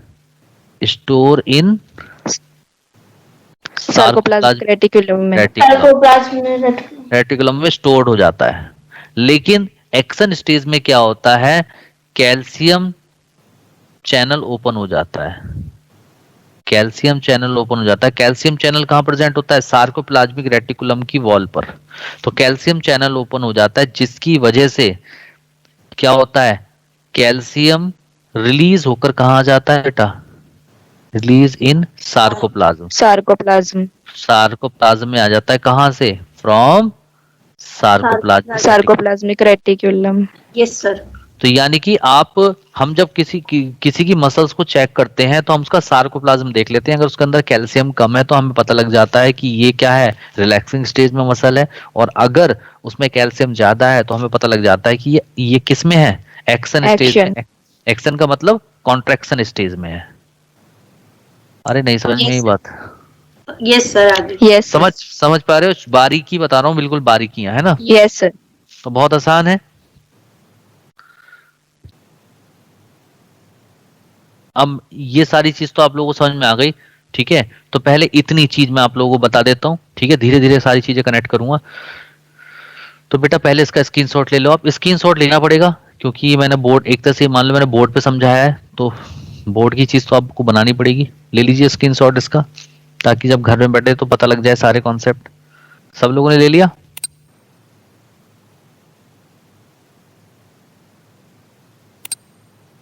ले लिया स्क्रीनशॉट सब लोगों ने? Yes sir. यस सर, ले लिया। क्लास में सिर्फ 2 ही बच्चे बोलते हैं, बाकी बच्चे नहीं बोलते हैं। मेरे दिल से उतर जाओगे बच्चों, मैं बता रहा हूँ। सब लोग बोला करो। Yes sir. कितना दुख होता है ना बोलते हैं। चलिए देखिए, तो अब स्टार्ट करते हैं। तो देखिए मैं पहले सारे नाम बताता हूँ। तो ये बेटा जो जंक्शन बना, ये कौन सा जंक्शन है जल्दी से बताओ? Neuromuscular junction. न्यूरोमस्कुलर इसको बोलते हैं मोटर एंड प्लेट भी कहते हैं, ठीक है? और बीच में जो जंक्शन, जो ये गैप बना, that is called synaptic cleft. हाँ, और ये क्या है? मसल फाइबर है। और मसल फाइबर की मेम्ब्रेन को क्या बोलते हैं? सार्कोलेमा। और सार्कोलेमा के अंदर क्या फील्ड है? सार्कोप्लाज्म। और सार्कोप्लाज्म में क्या प्रेजेंट है? Sarcoplasmic reticulum. और सार्कोप्लाज्मिक रेटिकुलम के अंदर किस चीज का स्टोरेज होता है? कैल्शियम आयंस का स्टोरेज होता है, ठीक है? हाँ, इसलिए इसको स्टोर हाउस ऑफ कैल्शियम कहते हैं, ठीक है। और बेटा सार्कोलेमा के ऊपर प्रेजेंट होते हैं रिसेप्टर्स, एसिटाइल कोलिन को जोड़ने के रिसेप्टर्स प्रेजेंट होते हैं, यानी कि कीमो रिसेप्टर्स प्रेजेंट होते हैं सार्कोलेमा पर। और इन रिसेप्टर्स के ऊपर एक एंजाइम होता है जिसका नाम है एसिटाइल कोलिन एस्ट्रेज एंजाइम। क्या नाम है इस एंजाइम का? Acetyl choline acetyl choline esterase acetyl enzyme. Choline esterase enzyme. हाँ, तो ये पॉइंट मैंने एक छोटा सा यहाँ लिखा हुई है कि one muscle fibre and one motor neuron. भाई मोटर न्यूरॉन जिससे इंपल्स आ रही है तो ये मोटर न्यूरॉन हो गया, ये मसल फाइबर हो गया, तो दोनों मिलके क्या बना देते हैं? Motor unit. Motor unit. ठीक है, तो मैंने मसल कॉन्ट्रैक्शन को बहुत बेहतरीन तरीके से यहाँ पे समझाया है कि मैंने यहाँ पे नर्व इंपल्स कंडक्शन भी समझा दिया है, साथ के साथ नर्व इंपल्स कंडक्शन भी समझा दिया है। तो बिल्कुल ध्यान से देखना, एक एक पॉइंट बिल्कुल ध्यान से देखना, समझ लेना। नर्वस सिस्टम भी चल रहा है आप लोगों का, आपका क्लियर हो जाएगा। ज्यादा बड़ा हो गया क्या? कोई बात नहीं, ठीक है। देखिए अब क्या है, मैंने इसमें छोटे छोटे सेगमेंट्स दिखाए हैं, ठीक है। तो देखो सबसे पहला जो सेगमेंट्स है, ठीक है, अब डेंड्राइट से इंपल्स अंदर एंटर करी, यानी कि डेंड्राइट से इंपल्स अंदर आ गई, सारे डेंड्राइट से इंपल्स अंदर आ गई, और वो कहाँ पहुंची? साइटोप्लाज्म, वो साइटोन बॉडी के न्यूरोप्लाज्म में पहुंची, और उसके पास कहाँ पहुंची? एक्सॉन में पहुंची। कहाँ पहुंच गई? एक्सॉन के अंदर। एक्सॉन। एक्सॉन। हाँ, अब एक्सॉन शुरुआत में रेस्टिंग स्टेज में है, तो पहली स्टेज मैंने दिखाई रेस्टिंग स्टेज। तो बेटा रेस्टिंग स्टेज में क्या होता है? अंदर एक्सोलेमा में अंदर की तरफ निगेटिव चार्ज होता है और बाहर की तरफ कैसा चार्ज होता है?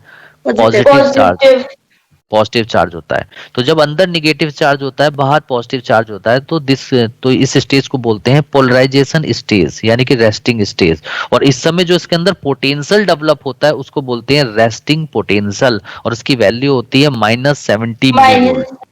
हाँ, माइनस क्यों लिया? माइनस क्यों लिया? क्योंकि अंदर की तरफ निगेटिव चार्ज है और बाहर की तरफ पॉजिटिव चार्ज है, इसीलिए इसको -70 मिलीवोल्ट कहा। अरे बात समझ में आई नहीं आई? Yes sir. अब मुझसे आप ये कह सकते हो कि सर एक बात बताओ, आपने ये बात तो बता दी, लेकिन हमने अंदर माइनस और बाहर पॉजिटिव क्यों लिया? बेटा दो रीजन है अंदर माइनस लेने के। पहला रीजन है अंदर पोटेशियम आयन की कंसंट्रेशन सोडियम के कंपेयर में ज्यादा है, पहला रीजन। और दूसरा, एक्सोप्लाज्म के अंदर मिलते हैं निगेटिवली चार्ज प्रोटीन, तो इन दोनों की वजह से अंदर की तरफ निगेटिव चार्ज और बाहर की तरफ पॉजिटिव चार्ज आ जाता है, जिस स्टेज को हम नाम देते हैं रेस्टिंग स्टेज या पोलराइजेशन स्टेज। और उस समय जो पोटेंशियल इसके अंदर रहता है उसको बोलते हैं रेस्टिंग पोटेंशियल, जिसकी वैल्यू है -70 मिली वोल्ट। बताओ बात समझ में आई नहीं आई? Yes yes sir. Yes sir. ठीक है, अब क्या होता है अगला अगला कॉन्सेप्ट समझो। और बेटा जो ये एक्सोलेमा होती है, यानी कि एक्सॉन की जो मेम्ब्रेन होती है बेटा, इसके ऊपर या न्यूरॉन्स के ऊपर ना दो तरीके के चैनल होते हैं। एक होते हैं बेटा लीक्ड चैनल और एक होते हैं voltage gated channel. Leaked channel always open रहते हैं और वोल्टेज गेटेड चैनल केवल स्टिमुलस आने पर ही खुलते हैं और स्टिमुलस जाने के बाद वो बंद हो जाते हैं। नई बात समझ में आई? आ गई सर। तो जो यस सर। हाँ, तो जो नर्व इंपल्स कंडक्शन होता है वो होता है वोल्टेज गेटेड चैनल की वजह से, ठीक है। तो जैसे ही अभी ये रेस्टिंग स्टेज में है, तो रेस्टिंग स्टेज में क्या होता है, अब जो ये एक्सोलेमा इसके ऊपर दो तरीके के चैनल हैं, एक है सोडियम वोल्टेज गेटेड चैनल और एक है पोटेशियम वोल्टेज गेटेड चैनल। बात समझ में आ रही है नहीं आ रही है? Yes sir. Yes sir. Yes तो सर। जिस वक्त रेस्टिंग स्टेज में रहता है न्यूरॉन, उस वक्त क्या रहता है, पोटेशियम चैनल तो ओपन हो रहता है, सोडियम चैनल क्लोज रहता है जिस वक्त रेस्टिंग स्टेज में होता है। इसीलिए पोटेशियम आयन एक्सोप्लाज्म से बाहर ईसीएफ में, यानी कि इंटरस्टिशियल फ्लूइड में आते रहते हैं बाहर की तरफ। नहीं बात समझ में आई? यानी कि उनका फ्लडिंग होता रहता है बाहर की तरफ। क्लियर है? यस लेकिन जैसे ही थ्रेशोल्ड स्टिमुलस मिलता है, अब आप कहोगे व्हाट इज थ्रेशोल्ड स्टिमुलस? देखो मेरी बात समझना, थ्रेशोल्ड स्टिमुलस का मीनिंग ये होता है minimum strength of stimulus which is required to initiate nerve impulse conduction, यानी कि उतनी मिनिमम स्ट्रेंथ स्टिमुलस की। अब स्टिमुलस क्या होता है ऐसे समझो, जैसे मुझे किसी ने नीडल प्रिक करी, दिस इज स्टिमुलस, मैंने हाथ हटा लिया, that is called response. Yes clear? तो क्या हुआ? यस हाँ, तो थ्रेशोल्ड स्टिमुलस मैं हिंदी में बता रहा हूं, वो मिनिमम स्ट्रेंथ ऑफ स्टिमुलस जिसकी वजह से नर्व इंपल्स कंडक्शन स्टार्ट हो सके, उतनी मिनिमम स्ट्रेंथ को हम नाम देते हैं थ्रेशोल्ड स्टिमुलस, यानी कि minimum strength of stimulus which is required to initiate which is required to Nerve initiate impulse conduction. nerve impulse conduction is called threshold stimulus, और इसकी वैल्यू होती है -55 से -60 मिली वोल्ट। कितनी होती है? -55 -55 to -60 millivolt. 60 milli volt. ठीक है, तो जैसे ही बेटा ये थ्रेशोल्ड स्टिमुलस यहाँ पर मिलता है, तुरंत क्या होता है, पोटेशियम चैनल क्लोज हो जाते हैं और सोडियम चैनल ओपन हो जाते हैं, और बाहर ECF से, एक्स्ट्रा सेलुलर फ्लूइड से, सोडियम आयंस अंदर की तरफ एक्सोप्लाज्म में जाना शुरू कर देते हैं, जिसकी वजह से अंदर पॉजिटिव और बाहर नेगेटिव चार्ज आ जाता है। इस स्टेज को नाम देते हैं एक्शन स्टेज, यानी कि डीपोलराइजेशन। और इस समय जो पोटेंशियल डेवलप होगा वो हम प्लस में लेंगे, +30 मिलीवोल्ट। प्लस क्यों कहा? क्योंकि अंदर चार्ज पॉजिटिव, अंदर पॉजिटिव है। हाँ, और उस पोटेंशियल को हम नाम देंगे एक्शन पोटेंशियल। टेंशन। सही बात समझ में? सही बात समझ में? Yes, yes. Yes sir. हाँ, अब क्या होगा, अगला स्टेप क्या होगा? अब देखिए अगला स्टेप अब होगा इसके बाद रीपोलराइजेशन। कौन सी स्टेज होगी? रीपोलराइजेशन। Repolarization। हाँ, अब रीपोलराइजेशन का मीनिंग क्या हुआ? बड़ा आसान है रीपोलराइजेशन, यानी कि कहने का मतलब ये है कि देखो ऐसे चलती है इंपल्स, मेरी बात को समझना।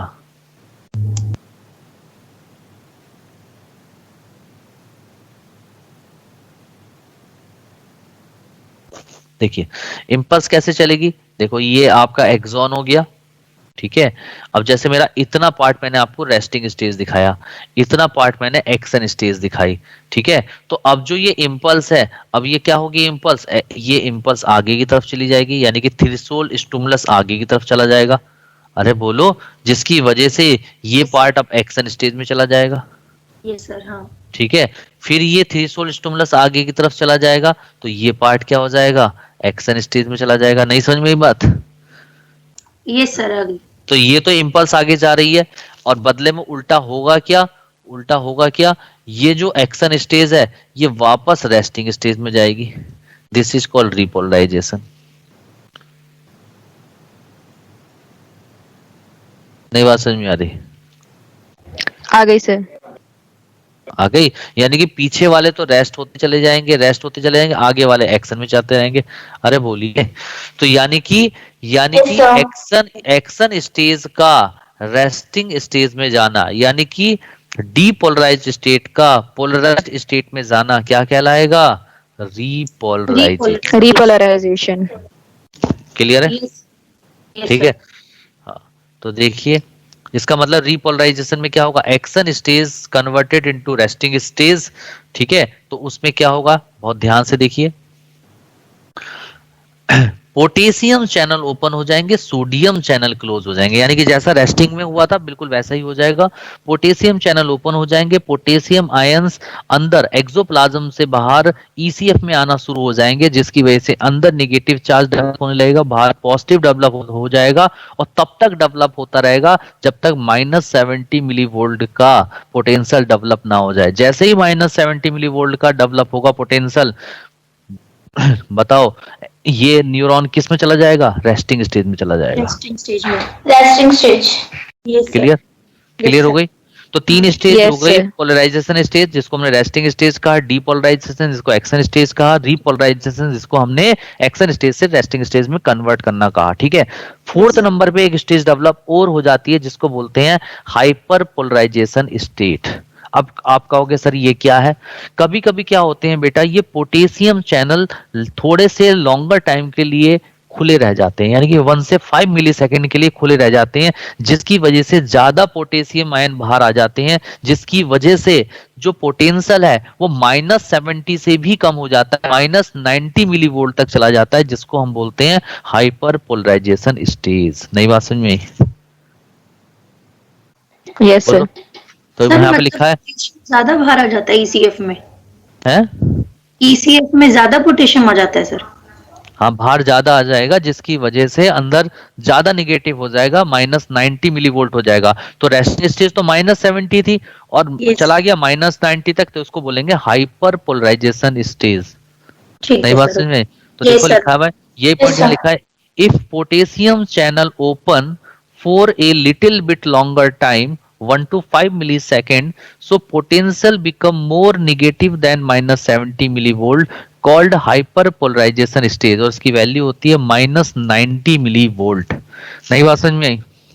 यस सर, आ गई। अब जब हाइपर पोलराइजेशन स्टेट में चला जाएगा तो अब hyper polarisation stage, polarised state यानी कि रेस्टिंग स्टेज में पहुंचेगी। Yes sir. यानी कि -90 से -70 मिली वोल्ट में पोटेंशियल कन्वर्ट होगा।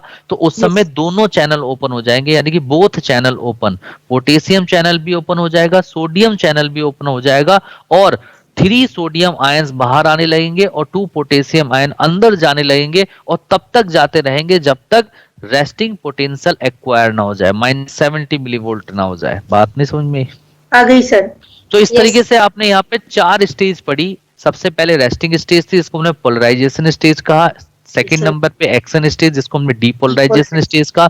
थर्ड नंबर पे रीपोलराइजेशन, यानी कि एक्शन स्टेज का रेस्टिंग स्टेज में कन्वर्ट होना। और फोर्थ नंबर पे हाइपर पोलराइजेशन स्टेट। क्लियर है सब लोगों को? यस क्लियर है। यस। अब इसी चीज को मैं ग्राफ की फॉर्म में बता रहा हूँ। ग्राफ से आपको और ज्यादा क्लियर हो जाएगा ये पॉइंट कि ठीक है, तो देखना अब ग्राफ आप लोग देखो। देखिए, ये मैंने y एक्सिस ले ली और ये मैंने x एक्सिस ले ली।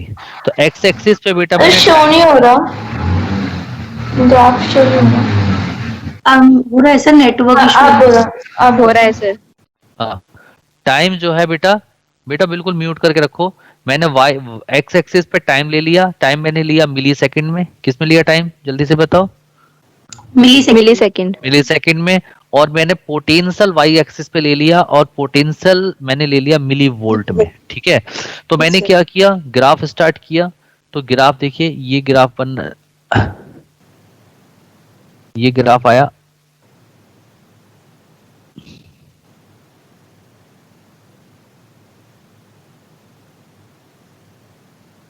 ठीक है, सबको ग्राफ दिखाई दे रहा होगा। तो बेटा ये जहां से ये जो है, मैंने आप लोगों को बताया था कि न्यूरॉन्स के पास हमेशा पोटेंशियल डेवलप रहता है, हमेशा वो पोटेंशियल उसके अंदर होता है। इसीलिए उनको एक्साइटेबल सेल्स कहते हैं। वो हमेशा एक्साइटेड स्टेट में रहती है क्योंकि उनके अंदर पोटेंशियल हमेशा रहता है, -70 मिली वोल्ट। इसीलिए जो न्यूरॉन्स होते हैं और मसल फाइबर्स होते हैं, both are the excitable cells, क्योंकि दोनों के अंदर क्या रहता है, बोलो? पोटेंशियल डेवलप रहता है। अगर ऐसा ना होता तो जैसे मैं अपना हाथ उठाता हूं तो मुझे हाथ उठाने में भी टाइम लगता। हाथ उठाने में क्यों टाइम कम लगता है? क्योंकि ये हमेशा एक्साइटेड स्टेट में रहती हैं सेल्स, मसल फाइबर भी और न्यूरॉन भी। नई बात समझ में आ गई सर। तो जिस वक्त रेस्टिंग स्टेज में न्यूरॉन होता है, तो रेस्टिंग स्टेज को आप क्या नाम देते हो? पोलराइजेशन। और उस समय जो उसके अंदर पोटेंशियल होता है, उस पोटेंशियल को बोलते हो क्या? रेस्टिंग पोटेंशियल, जिसकी वैल्यू होती है -70 मिली वोल्ट। ये क्या है? Resting potential. ये शॉर्ट फॉर्म समझ पा रहे हो ना? Yes sir. इसके बाद अब क्या होगा? सोडियम चैनल क्या हो जाएंगे? ओपन हो जाएंगे। और सोडियम चैनल ओपन होने की वजह से क्या हो जाएगा? डीपोलराइजेशन हो जाएगा। यानी कि सोडियम चैनल ओपन की वजह से क्या हो रहा है यहाँ पर, जल्दी से बताओ? डीपोलराइजेशन हो रहा है। और अल्टीमेटली ये +30 मिली वोल्ट का एक्शन पोटेंशियल प्रोड्यूस कर लेगा। ठीक है, और इस स्टेज को हम नाम देंगे एक्शन स्टेज। क्या नाम देंगे, जल्दी से बताओ? Action stage. यानी कि एक्शन स्टेज को ही बोलते हैं डीपोलराइजेशन। अरे नहीं समझ में आई बात? यस सर, आ गई। Depolarisation stage. और ये कौन सी स्टेज थी बेटा, जल्दी से बताओ? Resting stage. रेस्टिंग स्टेज को ही बोलते थे हम क्या? Polarisation stage. क्लियर है? अब +30 मिली वोल्ट पे पहुंच गया ये। ठीक है, और सोडियम चैनल ओपन हो गए। अब क्या होगा? अब ये इसकी एक्शन स्टेज है और ये इसकी क्या है? रेस्टिंग स्टेज है। तो अब एक्शन स्टेज से रेस्टिंग स्टेज में आना क्या कहलाएगा? रिपोलराइजेशन। तो रिपोलराइजेशन के टाइम पे कौन से चैनल ओपन हो जाएंगे? पोटेशियम चैनल ओपन हो जाएंगे। नई बात समझ में? बोलो। Yes sir, potassium channel. ठीक है, अब अगर ये यहाँ पे आके रुक गया तो कोई बात नहीं, कोई दिक्कत नहीं है, रेस्टिंग स्टेज में आगे न्यूरॉन। लेकिन अगर ये पोटेशियम चैनल थोड़े और टाइम के लिए ओपन रह गए तो धीरे धीरे ये और नीचे चला जाएगा, यानी कि यहाँ पे जो पोटेंशियल डेवलप हो जाएगा वो आ जाएगा -90 मिलीवोल्ट, और इसको बोलेंगे हाइपर पोलराइजेशन स्टेज। यानी कि ये हाइपर पोलराइजेशन स्टेज है और ये रेस्टिंग स्टेज है। तो अब हाइपर पोलराइजेशन स्टेज से रेस्टिंग स्टेज तक जाना, यानी कि इस जगह तक जाना, रेस्टिंग स्टेज से जाना, ठीक है, उसको बोलेंगे हाइपर पोलराइजेशन। Yes sir. ठीक है, और उस समय कौन से चैनल ओपन हो जाएंगे, मैं यहाँ लिख देता हूँ, both channel open, sodium potassium दोनों सोडियम दोनों बोथ चैनल ओपन हो जाएंगे। 2 पोटेशियम आयन अंदर इन ऑन होने लगेंगे और 3 सोडियम आयन बाहर जाने लगेंगे, आउट होने, और तब तक जाते रहेंगे जब तक रेस्टिंग स्टेज ना आ जाए। Yes, अरे sir. नहीं बात समझ में आ गई सर। Yes sir. देखो, मैंने पूरे ग्राफ का पोस्टमार्टम कर दिया, अगर अब भी समझ में नहीं आया तो बेकार है। आ गया सर। सर स्क्रीनशॉट ले लें। हाँ ले लो, स्क्रीनशॉट पूछो मत, मन करे ले लो जिसको ठीक है। ठीक है। अरे बच्चों समय समझ में आ रहा है यार, मुझे तो पता है 2 ही बार की आवाज आती है, सर बाकी समझ बच्चे में यस सर। हाँ यस सर आ रहा है। बोलते रहो, लगे कि हाँ मैं इंसानों को पढ़ा रहा हूँ। ठीक है, चलिए यस सर। चलते हैं आगे। ले लिया ना सब लोगों ने स्क्रीनशॉट? Yes sir. चलिए, तो इस तरीके से बेटा आप देखिए, अब जो ये थ्रेशोल्ड स्टिमुलस है, अब ये साइनेप्टिक नोब पे पहुंच गया। कहाँ पहुंच गया? साइनेप्टिक नोब पे। तो जैसे तो साइनेप्टिक नोब पे जैसे ही पहुंचेगा थ्रेशोल्ड स्टिमुलस, तो साइनेप्टिक नोब पे क्या हो जाएगा? एक्शन स्टेज में चला जाएगा। तो यानी कि एक्शन स्टेज में क्या जाएगा, तो सोडियम चैनल क्या हो जाएंगे? ओपन हो जाएंगे। और सोडियम चैनल ओपन होने की वजह से साइनेप्टिक नोब में अंदर पॉजिटिव और बाहर नेगेटिव चार्ज डेवलप हो जाएगा। यानी कि क्या डेवलप हो जाएगा? Action potential. Action potential. ठीक है, और ये साइनेप्टिक नोब किस कंडीशन में चला गया? एक्शन स्टेज में चला गया, जिसको बोलते हैं डीपोलराइजेशन। क्लियर है यहाँ तक? अरे बोलो। Yes sir. Yes sir. अब जैसे ही ये डीपोलराइजेशन होगा साइनेप्टिक नोब में, तो जो ईसीएफ है, एक्स्ट्रा सेलुलर फ्लूइड में बाहर से साइनेप्टिक नोब के अंदर कैल्शियम आयंस आ जाएंगे। क्या अंदर आ जाएंगे? जल्दी बताओ। कैल्शियम आयंस आ जाएंगे, क्योंकि यहाँ पर कैल्शियम चैनल ओपन हो जाएंगे। साइनेप्टिक नोब के ऊपर कैल्शियम चैनल्स होते हैं। तो जैसे ही यहाँ पे डीपोलराइजेशन होगा, एक्शन स्टेज होगी साइनेप्टिक नोब के ऊपर, कैल्शियम चैनल ओपन हो जाएंगे और ईसीएफ यानी कि एक्स्ट्रा सेलुलर फ्लूइड से एक्सोप्लाज्म के अंदर कैल्शियम आयंस आ जाएंगे। और उन कैल्शियम आयंस की वजह से जो ये साइनेप्टिक वेसिकल्स हैं, ये पुश होंगी, और पुश होने की वजह से ये शिफ्ट हो जाएंगी towards the membrane of synaptic knob, यानी कि साइनेप्टिक नोब की तरफ शिफ्ट हो जाएंगी। नहीं बात समझ? बोलो। इसके बाद क्या होगा? जो साइनेप्टिक वेसिकल्स की जो मेम्ब्रेन है और साइनेप्टिक नोब की जो मेम्ब्रेन है, वो एक दूसरे के साथ फ्यूज हो जाएंगे और एसिटाइल कोलिन हार्मोन रिलीज होके आपके साइनेप्टिक क्लेफ्ट में आ जाएगा। नई बात समझ में आई? आ गई सर। फ्यूज हो जाएंगे। Yes sir. ठीक है, और जैसे ही साइनेप्टिक क्लेफ्ट में एसिटाइल कोलिन हार्मोन आएगा, वो एसिटाइल कोलिन हार्मोन इस रिसेप्टर्स जो सार्कोलेमा के ऊपर रिसेप्टर है उसके साथ जुड़ जाएगा और बना लेगा acetyl choline receptor complex. Yes sir. ACR. हाँ, तो जैसे ही एसिटाइल कोलिन रिसेप्टर कॉम्प्लेक्स बनेगा सार्कोलेमा पे, तो सार्कोलेमा को क्या मिल जाएगा? थ्रेशोल्ड स्टिमुलस मिल जाएगा, जिसकी वजह से यहाँ पे सोडियम चैनल क्या हो जाएगा? ओपन हो जाएगा, जिसकी वजह से सोडियम आयंस अंदर की तरफ आ जाएंगे सार्कोप्लाज्म में, जिसकी वजह से अंदर पॉजिटिव और बाहर नेगेटिव चार्ज डेवलप हो जाएगा। और ये क्या, इसमें क्या हो जाएगा? सार्कोलेमा में डीपोलराइजेशन हो जाएगा, यानी कि एक्शन पोटेंशियल डेवलप हो जाएगा। बोलो हाँ या ना? Yes sir. अब बेटा एसिटाइल कोलिन हार्मोन का जो काम है वो तो खत्म हो गया। ठीक है, तो अब ये वापस रीबैक जाएगा, लेकिन वापस acetyl choline hormone synaptic knob में एंटर नहीं कर सकता। तो इसलिए इसको एंटर कराने के लिए क्या करेगा?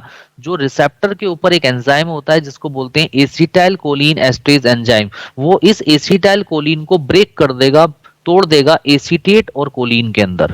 और जब ये एसीटेट और कोलिन में टूट जाएगा, तो ये एसीटेट और कोलिन सेपरेट फॉर्म में साइनेप्टिक नोब के अंदर एंटर करके साइनेप्टिक वेसिकल्स में चले जाएंगे और फिर से आपस में जुड़कर क्या बना लेंगे? एसिटाइल कोलिन हार्मोन बना लेंगे, ताकि नेक्स्ट इंपल्स को ट्रांसफर कर सकें। बात समझ में आई नहीं आई? आ गई सर। Yes yes. ठीक है, अब Yes, sir. जैसे हाँ, तो अब आपकी जो साइनेप्टिक जो आपकी सार्कोलेमा है वो क्या हो चुकी है, डीपोलराइज हो चुकी है, यानी कि एक्सन पोटेंशियल प्रोड्यूस हो सकता है। और वो एक्सन पोटेंशियल टी ट्यूब्यूल की हेल्प से, किसकी हेल्प से, टी ट्यूब्यूल्स की हेल्प से सार्कोप्लाज्मिक रेटिकुलम के पास पहुंचता है। और सार्कोप्लाज्मिक रेटिकुलम पे जैसे ही वो एक्शन पोटेंशियल पहुंचेगा, यहाँ पर कैल्शियम चैनल प्रेजेंट होते हैं सार्कोप्लाज्मिक रेटिकुलम की मेम्ब्रेन पे, वो कैल्शियम चैनल ओपन हो जाएंगे, जिसकी वजह से सार्कोप्लाज्मिक रेटिकुलम से कैल्शियम रिलीज होके सार्कोप्लाज्म में आ जाएगा। नई बात Yes, समझ में? ठीक Yes, है। sir. Yes, अब sir. जैसे Yes, ही sir. हाँ, जैसे ही सार्कोप्लाज्म में आएगा तो वो सेम कहानी मैं आपको बता चुका हूँ क्या होगा अब। हाँ, अब ये सेम कहानी, ये जो कैल्शियम रिलीज होकर आया ये क्या करेगा, अब यहाँ पर जो ये आपका क्या था, थिन मायोफिलामेंट था। थिन मायोफिलामेंट के 3 कंपोनेंट थे, एफेक्टिन, ट्रोपोमायोसिन और ट्रोपोनिन कॉम्प्लेक्स। तो रेस्टिंग स्टेज में जब था तो ट्रोपोमायोसिन और ट्रोपोनिन मिलके क्या बना रहे थे, ट्रोपोमायोसिन ट्रोपोनिन कॉम्प्लेक्स, और इसने इस मायोसिन बाइंडिंग साइट को ब्लॉक कर रखा था। लेकिन Yes. जैसे ही कैल्शियम यहाँ पर सार्कोप्लाज्म में रिलीज होगा तो ये कैल्शियम इस टीपीसी से जाके जुड़ जाएगा, जिसकी वजह से ट्रोपोमायोसिन ट्रोपोनिन कॉम्प्लेक्स की स्ट्रक्चर क्या हो जाएगी, चेंज हो जाएगी, और ये यहाँ से रिमूव हो जाएगा, हट जाएगा, और फिर ये मायोसिन का हेड इसके ऊपर जाके फिट हो जाएगा और बना लेगा एक्टिन मायोसिन कॉम्प्लेक्स, यानी कि क्रॉस ब्रिज। Yes, sir. समझ में आ अरे गया. बात समझ में आई? और Yes. Yes, sir. और यहाँ पर क्रॉस ब्रिज बनाने के लिए एनर्जी कहां से आई, वो एनर्जी का भी जिक्र मैं ऑलरेडी कर चुका हूं आप लोगों से। ठीक है, एनर्जी कहां से आई, एनर्जी बताओ जल्दी से, मैंने बताया था एटीपी से आई थी। ATP के ब्रेकडाउन से। हाँ तो हाँ तो एटीपी क्या होगा, Hydrolysis. हाँ तो बेटा मायोसिन के हेड पे जो एक्टिन बाइंडिंग साइट था, ठीक है, वो तो यहाँ आके जुड़ गया, और जो दूसरा हेड था जिसको हमने नाम दिया था एटीपी बाइंड, उस पे एटीपी आके जुड़ जाएगा, और जैसे ही एटीपी अटैच होगा तो वहां पे एटीपी बाइंडिंग साइट पे प्रेजेंट होती है मायोसिन एटीपीज एंजाइम और मैग्नीशियम आयन, जो एटीपी का हाइड्रोलिसिस कर देंगी और क्या रिलीज करेंगी, एनर्जी, और उस एनर्जी की वजह से एक्टिन और मायोसिन आपस में जुड़कर एक्टिन मायोसिन कॉम्प्लेक्स यानी कि क्रॉस ब्रिज बना लेंगी। Yes, sir. आ गई सर. Yes, sir. पूरा दिमाग में बन गई इमेज? ठीक है, Yes, sir. Yes, sir. ठीक है बेटा, इतना आसान नहीं है। आप लोगों को लगता है ऑनलाइन में, आप ऑफलाइन में बोर्ड पे आप कुछ भी बता सकते हो, आप किसी को जोड़ जोड़ के बता सकते हो, यहाँ ऑनलाइन में समझाना मामूली बात नहीं, इसलिए एक एक पॉइंट को धीरे धीरे माइंड के अंदर बैठाना पड़ता है। ठीक है, Yes, ये तो इस तरीके से देखो, जैसे यहाँ पर एक हेड जुड़ गया, ऐसे यहाँ एक हेड जुड़ जाएगा, और इस तरीके से क्रॉस ब्रिज बनते चले जाएंगे। और ये क्रॉस ब्रिज मायोसिन के ऊपर बनेंगे या फिर एक्टिन के ऊपर बनेंगे? मायोसिन के ऊपर. मायोसिन के, इसलिए मायोसिन का सरफेस कैसा होगा, रफ होगा, और एक्टिन का सरफेस कैसा होगा, Smooth. स्मूथ होगा। और ये बताओ, अब जो मूवमेंट होगी वो एक्टिन की होगी मायोसिन की होगी? एक्टिन की. एक्टिन की होगी, क्योंकि Actin. एक्टिन का एक एंड जेड लाइन से जुड़ा होता है और दूसरा एंड फ्री होता है, जबकि मायोसिन के दोनों एंड फ्री होते हैं। ठीक है, Yes, sir.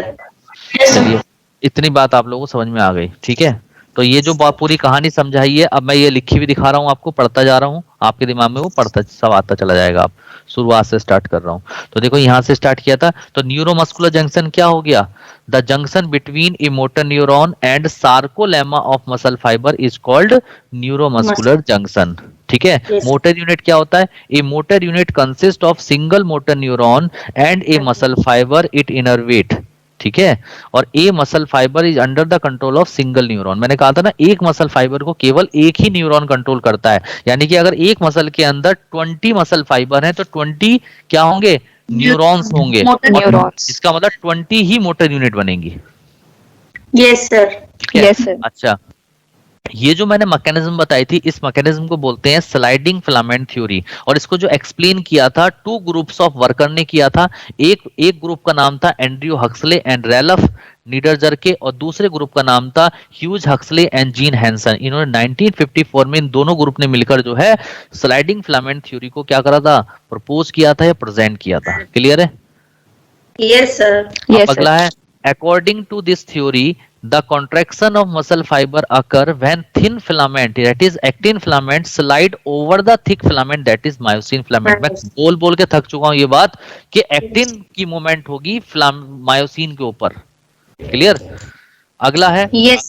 The nerve impulse given by CNS.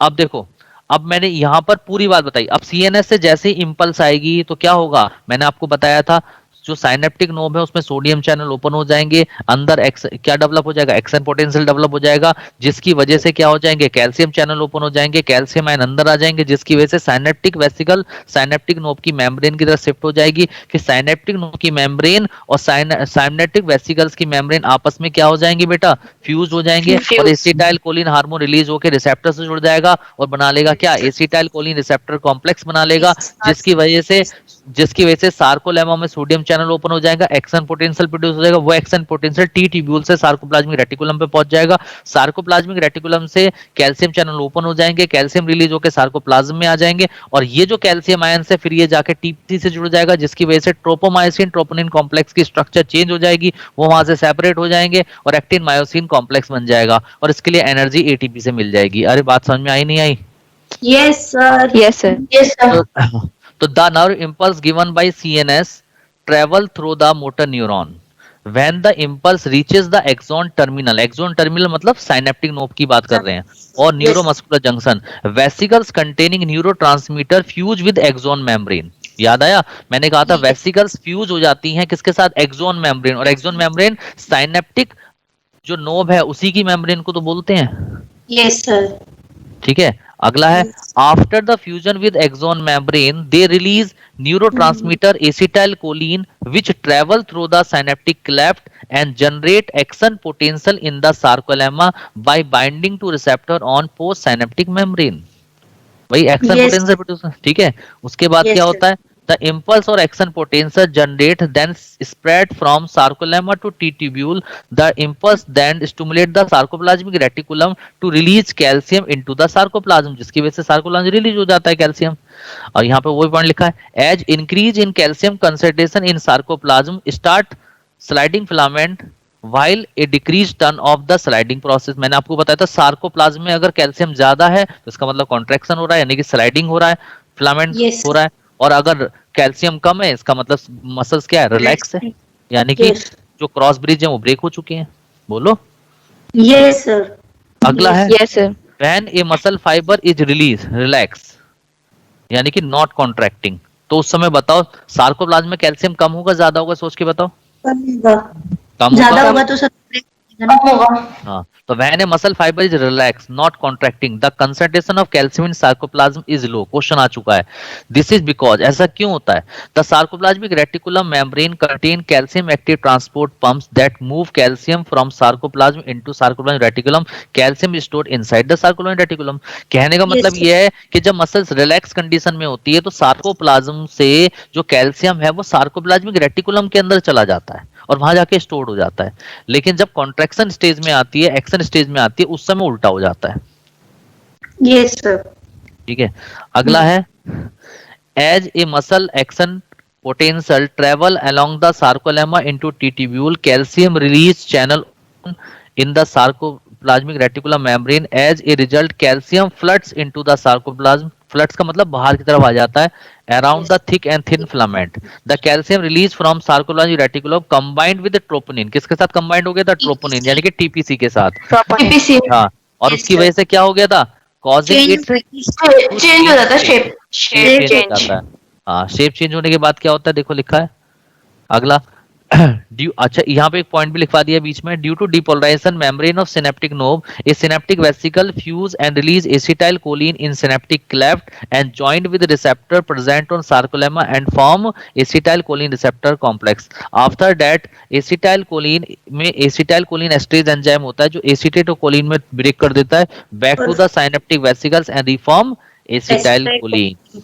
Yes sir. अगला है due to depolarization of sarcolemma depolarization of T tubule occurs so sarcoplasmic reticulum release calcium, क्या रिलीज कर देता है, कैल्शियम। हाँ, कैल्शियम क्या करता है, this shape change moves the troponin tropomyosin complex away from the troposin binding site on actin, the globular head of myosin act on act an ATPase and hydrolysis ATP molecule. The energy derived from hydrolysis of ATP is used by myosin to bind the exposed active site on actin filament to form cross bridge. मैंने आपको कहा था ये energy actin और myosin को आपस में जोड़ने में यूज हो जाएगी. Yes. अरे क्लियर है? Yes sir. ठीक है. अच्छा, Yes. अब उसके बाद कॉन्ट्रैक्शन के बाद रिजल्ट क्या आएगा? H band, I band and sarcomere get reduced. दोनों रिड्यूस हो Yes. जाएंगे, but A band and Z line do not change. Yes. Change. बताइए मसल कॉन्ट्रैक्शन आपको अच्छे से समझ में आया नहीं आया? बन रही है दिमाग में इमेज क्या क्या हो रहा यस होगा? सर. Yes sir. ठीक है. पूरा अच्छे से. यस. ठीक है. लेकिन बेटा ये Yes. जो पूरा दिमाग में आ रहा है ना, ये पूरा शाम तक आधा रह जाएगा, कल तक 1/4 पड़ेगा. और परसों पूरा भूल जाओगे. ऐसा लगेगा विकास सर ने तो पढ़ाया ही नहीं, ऐसे ही निकाल के चले गए, पढ़ाते ही नहीं सर, विकास सर तो. बॉटनी ठीक है. की क्लास के बाद पढ़ लेंगे सर. हाँ, इसीलिए मैं ये कहता हूँ, देखो मैं एक पॉइंट बता रहा हूँ, 2 पॉइंट में देखो, बीच बीच में ना मुझे ये चीजें बतानी पड़ती है ताकि बच्चों में एनर्जी बनी रहे. ऐसा नहीं मैं टाइम वेस्ट करता हूँ. बेसिकली क्या है ना, कामयाब होने के लिए, ये बात शायद पहले ही बताया, तो कामयाब होने के लिए इंटेलिजेंट होना जरूरी नहीं है. कामयाब होने के लिए आपकी साइकोलॉजी का ठीक होना जरूरी है. कैसे हमें पढ़ना है, कहाँ से पढ़ना है, कैसे हमारा रिजल्ट अच्छा आना है, सब चीजें पता होनी चाहिए. साइकोलॉजी का अच्छा होना जरूरी है. पहला तो ये, ठीक है ना. और ज्यादा पढ़ने से सिलेक्शन नहीं होता, कम पढ़ने से सिलेक्शन होता है. यानी कि वो चीज पढ़ो जो एग्जाम में पूछी जाती है, वो चीज बिल्कुल मत पढ़ो जो एग्जाम में पूछी नहीं जाती. उस नॉलेज का क्या फायदा जो आप अप्लाई ना कर पाओ. Yes sir. मतलब एक छोटे से वर्ड की बात है, तुम्हें बहुत अच्छा खाना बनाना आता है, लेकिन खाने बनाने का क्या फायदा जब तक तो कोई खाने वाला ना हो.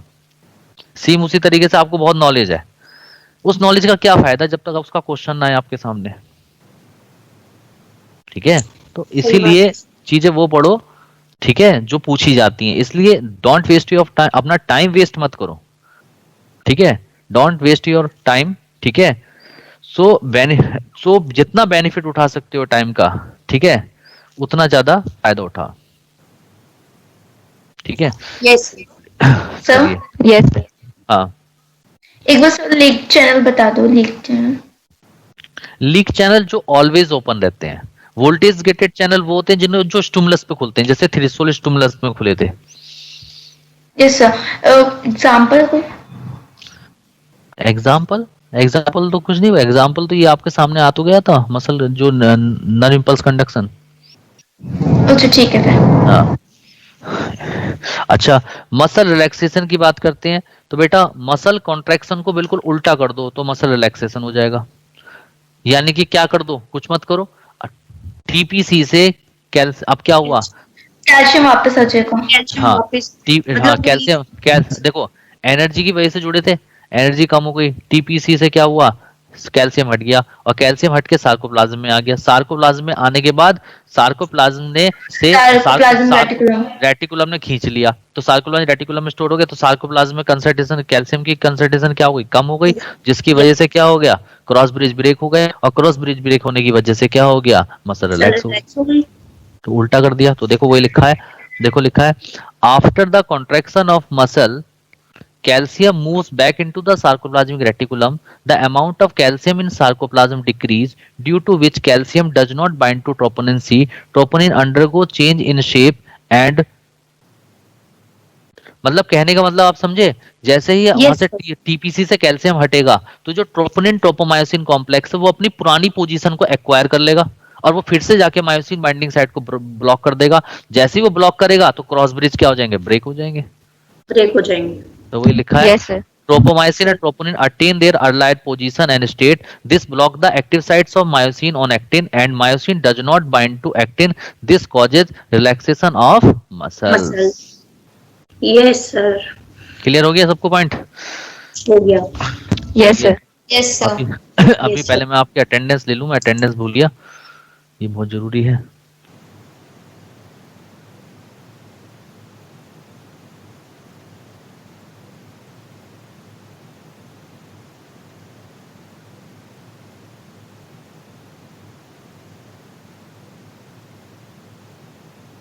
चलिए अगला पॉइंट देखिए. अब आते हैं बेटा difference between red muscle fibre and white muscle fibre. देखो बेटा मेरी बात सुनो, मसल्स के अंदर 2 तरीके के फाइबर होते हैं, एक होते हैं रेड और एक होते हैं व्हाइट. अब आप कहोगे sir what is the difference between them. Difference ये है कि red muscle fibre red colour के होते हैं और white muscle fibre white colour के होते हैं। कैसा लगा डिफरेंस आपको? गजब का। मजा आया? अच्छा लगा ना? हाँ, देखो कितनी नॉलेज आ रही है आप लोगों के पास। ठीक है, तो अब क्वेश्चन ये उठता है कि red muscle fibre red colour का क्यों है। अब मैं इस पे कॉन्सेप्ट उठाऊंगा। देखिए, red muscle fibre red colour का क्यों है? क्योंकि रेड मसल फाइबर के पास होता है मायोग्लोबिन प्रोटीन। अब आप कहोगे कि सर ये मायोग्लोबिन प्रोटीन क्या है? जैसे हमारा ब्लड है, ब्लड के अंदर हमारा हीमोग्लोबिन होता है और हीमोग्लोबिन का काम होता है ऑक्सीजन को बाइंड करना और ऑक्सीजन को ट्रांसपोर्ट करना। ठीक है, इसी तरीके से क्या होता है, मसल्स के पास भी मायोग्लोबिन प्रोटीन होता है और ये क्या करता है, ऑक्सीजन को स्टोर करता है और बाइंड करता है। क्लियर? तो रेड मसल फाइबर के अंदर मायोग्लोबिन प्रोटीन बहुत ज्यादा होते हैं जिसकी वजह से वो रेड कलर का होता है, जबकि व्हाइट मसल फाइबर के अंदर मायोग्लोबिन प्रोटीन का नंबर बहुत कम होता है, इसीलिए कलरलेस होते हैं, यानी कि व्हाइट कलर के होते हैं। तो चूंकि रेड मसल फाइबर्स के अंदर मायोग्लोबिन प्रोटीन ज्यादा है, तो बेटा इसका मतलब ऑक्सीजन बहुत ज्यादा है, और ऑक्सीजन ज्यादा है तो बताओ कॉन्ट्रैक्शन जो रेड मसल फाइबर में होंगे वो एरोबिक कंडीशन में होंगे, एनारोबिक कंडीशन में होंगे? एरोबिक कंडीशन में।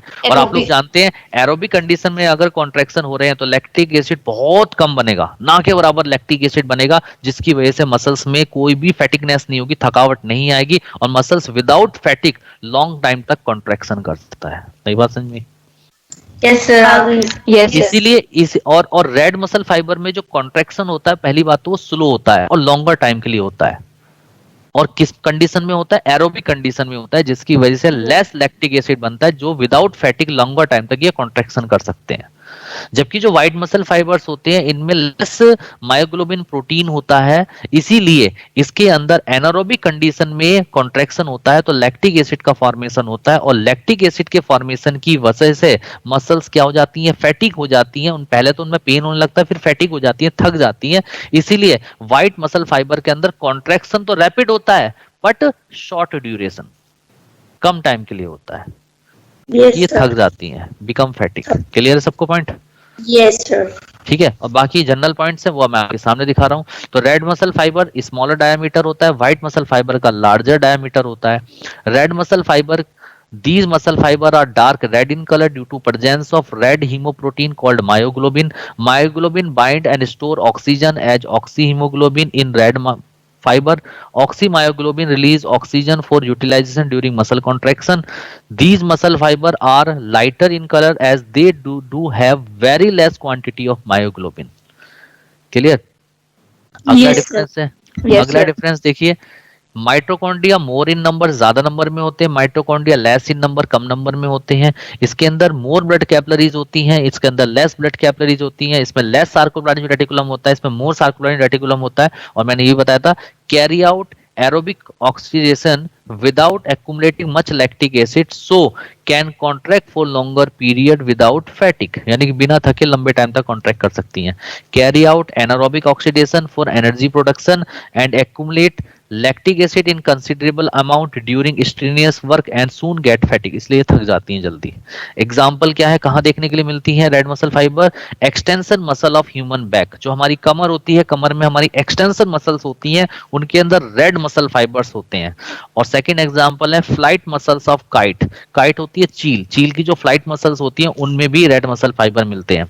व्हाइट मसल फाइबर कहाँ मिलते हैं? आईबॉल मसल्स, हमारी जो आंखों की मसल्स हैं उनमें मिलते हैं। और कहाँ मिलते हैं? Flight muscles of sparrow, sparrow एक चिड़िया का नाम है, ठीक है, उसकी फ्लाइट मसल्स में मिलते हैं।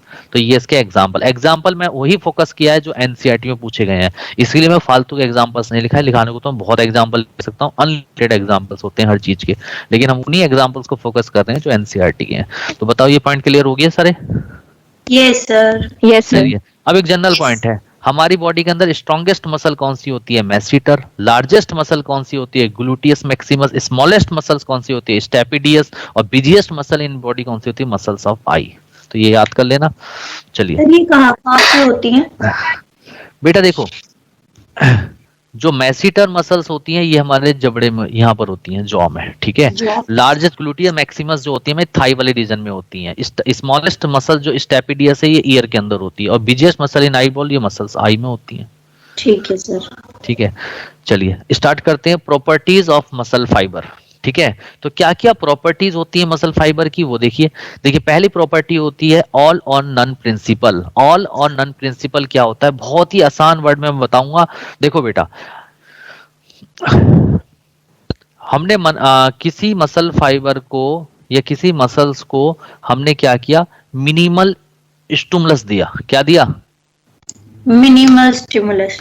Minimal stimulus. तो जैसे ही स्टिमुलस मिलेगा वो जितना मसल फाइबर कॉन्ट्रैक्ट हो सकता है वो उतना मैक्सिमम कॉन्ट्रैक्ट हो जाएगा।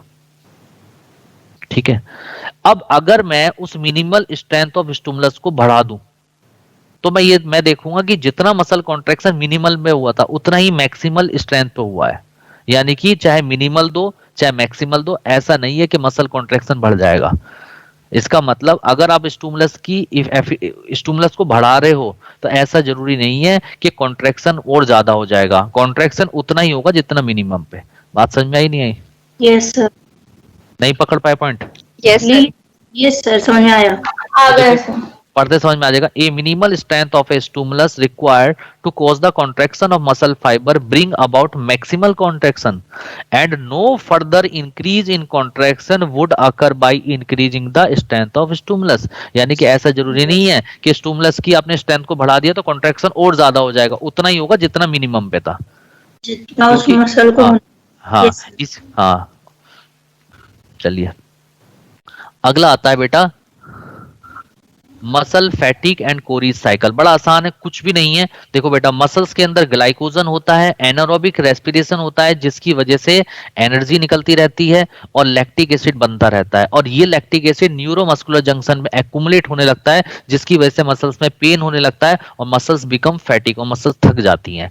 फिर ये लैक्टिक एसिड ब्लड सर्कुलेशन से लीवर में पहुंचता है और लीवर में जाने के बाद 80% जो लैक्टिक एसिड है यानी कि 1/4 पार्ट जो है वो ग्लाइकोजेनेसिस प्रोसेस से ग्लाइकोजन में कन्वर्ट हो जाता है। यानी कि 80% जो लैक्टिक एसिड है वो ग्लाइकोजन की फॉर्म में स्टोर हो जाता है लीवर में। बचा कितना? 20% लैक्टिक एसिड यानी कि 1/5 उसका ऑक्सीडेशन हो जाता है लीवर में और वो CO2 और वाटर में टूट जाता है।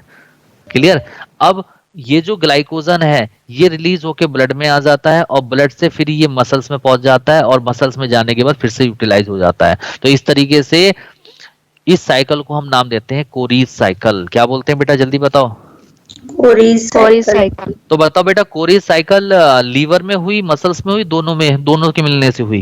दोनों में। ओके, तो कभी भी पूछा जाए कोरीज साइकिल अकर इन, तो आप कहोगे लीवर एंड मसल्स बोथ। गलती नहीं करनी है, बच्चे बड़े गलती कर देते हैं। ठीक है, तो ये जो पूरी कहानी बताई है ये हाँ सर ब्लड में ग्लूकोज आया वो वाला ग्लूकोज ग्लाइकोजन एक ही बात है। वो वो जो ग्लाइकोजन है डायरेक्टली ग्लाइकोजन की फॉर्म में मसल्स में पहुंच सकती है, ग्लूकोज की फॉर्म में भी पहुंच सकती है। ठीक है ना? हाँ अच्छा, अगला है तो यही कहानी कोरीज साइकिल को पूरी कहानी की फॉर्म में मैंने यहाँ लिखवा दिया। दिखा the repeated contraction of skeletal muscle anaerobically leads to accumulation of lactic acid in the muscles.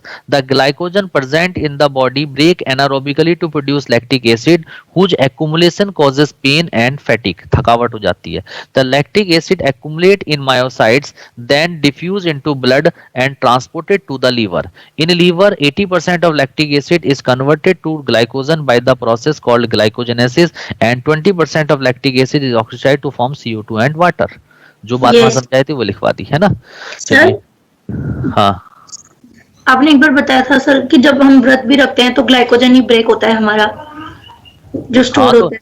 हाँ तो फास्टिंग जब आप करते हो तो सबसे पहले कार्बोहाइड्रेट टूटेगा, उसके बाद फैट टूटेगी, सबसे लास्ट में प्रोटीन टूटती है। यस सर, ठीक है। ठीक है, चलिए एक पॉइंट बस लास्ट में बता रहा हूँ, रिगर मॉर्टिस। रिगर मॉर्टिस क्या होता है? आप लोगों ने देखा जब कोई इंसान मर जाता है तो उसकी जो मसल्स हैं वो हार्ड हो जाती है, रिजिड हो जाती है। Yes sir, tight. क्यों हो जाती है रिजिड? इसलिए हो जाती है due to depletion of ATP and phosphocreatine, क्योंकि उनकी बॉडी से एटीपी और फॉस्फोक्रेटिन क्या हो जाता है? लॉस हो जाता है, खत्म हो जाता है।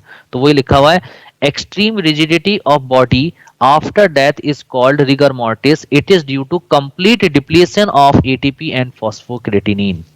क्लियर है? Yes sir.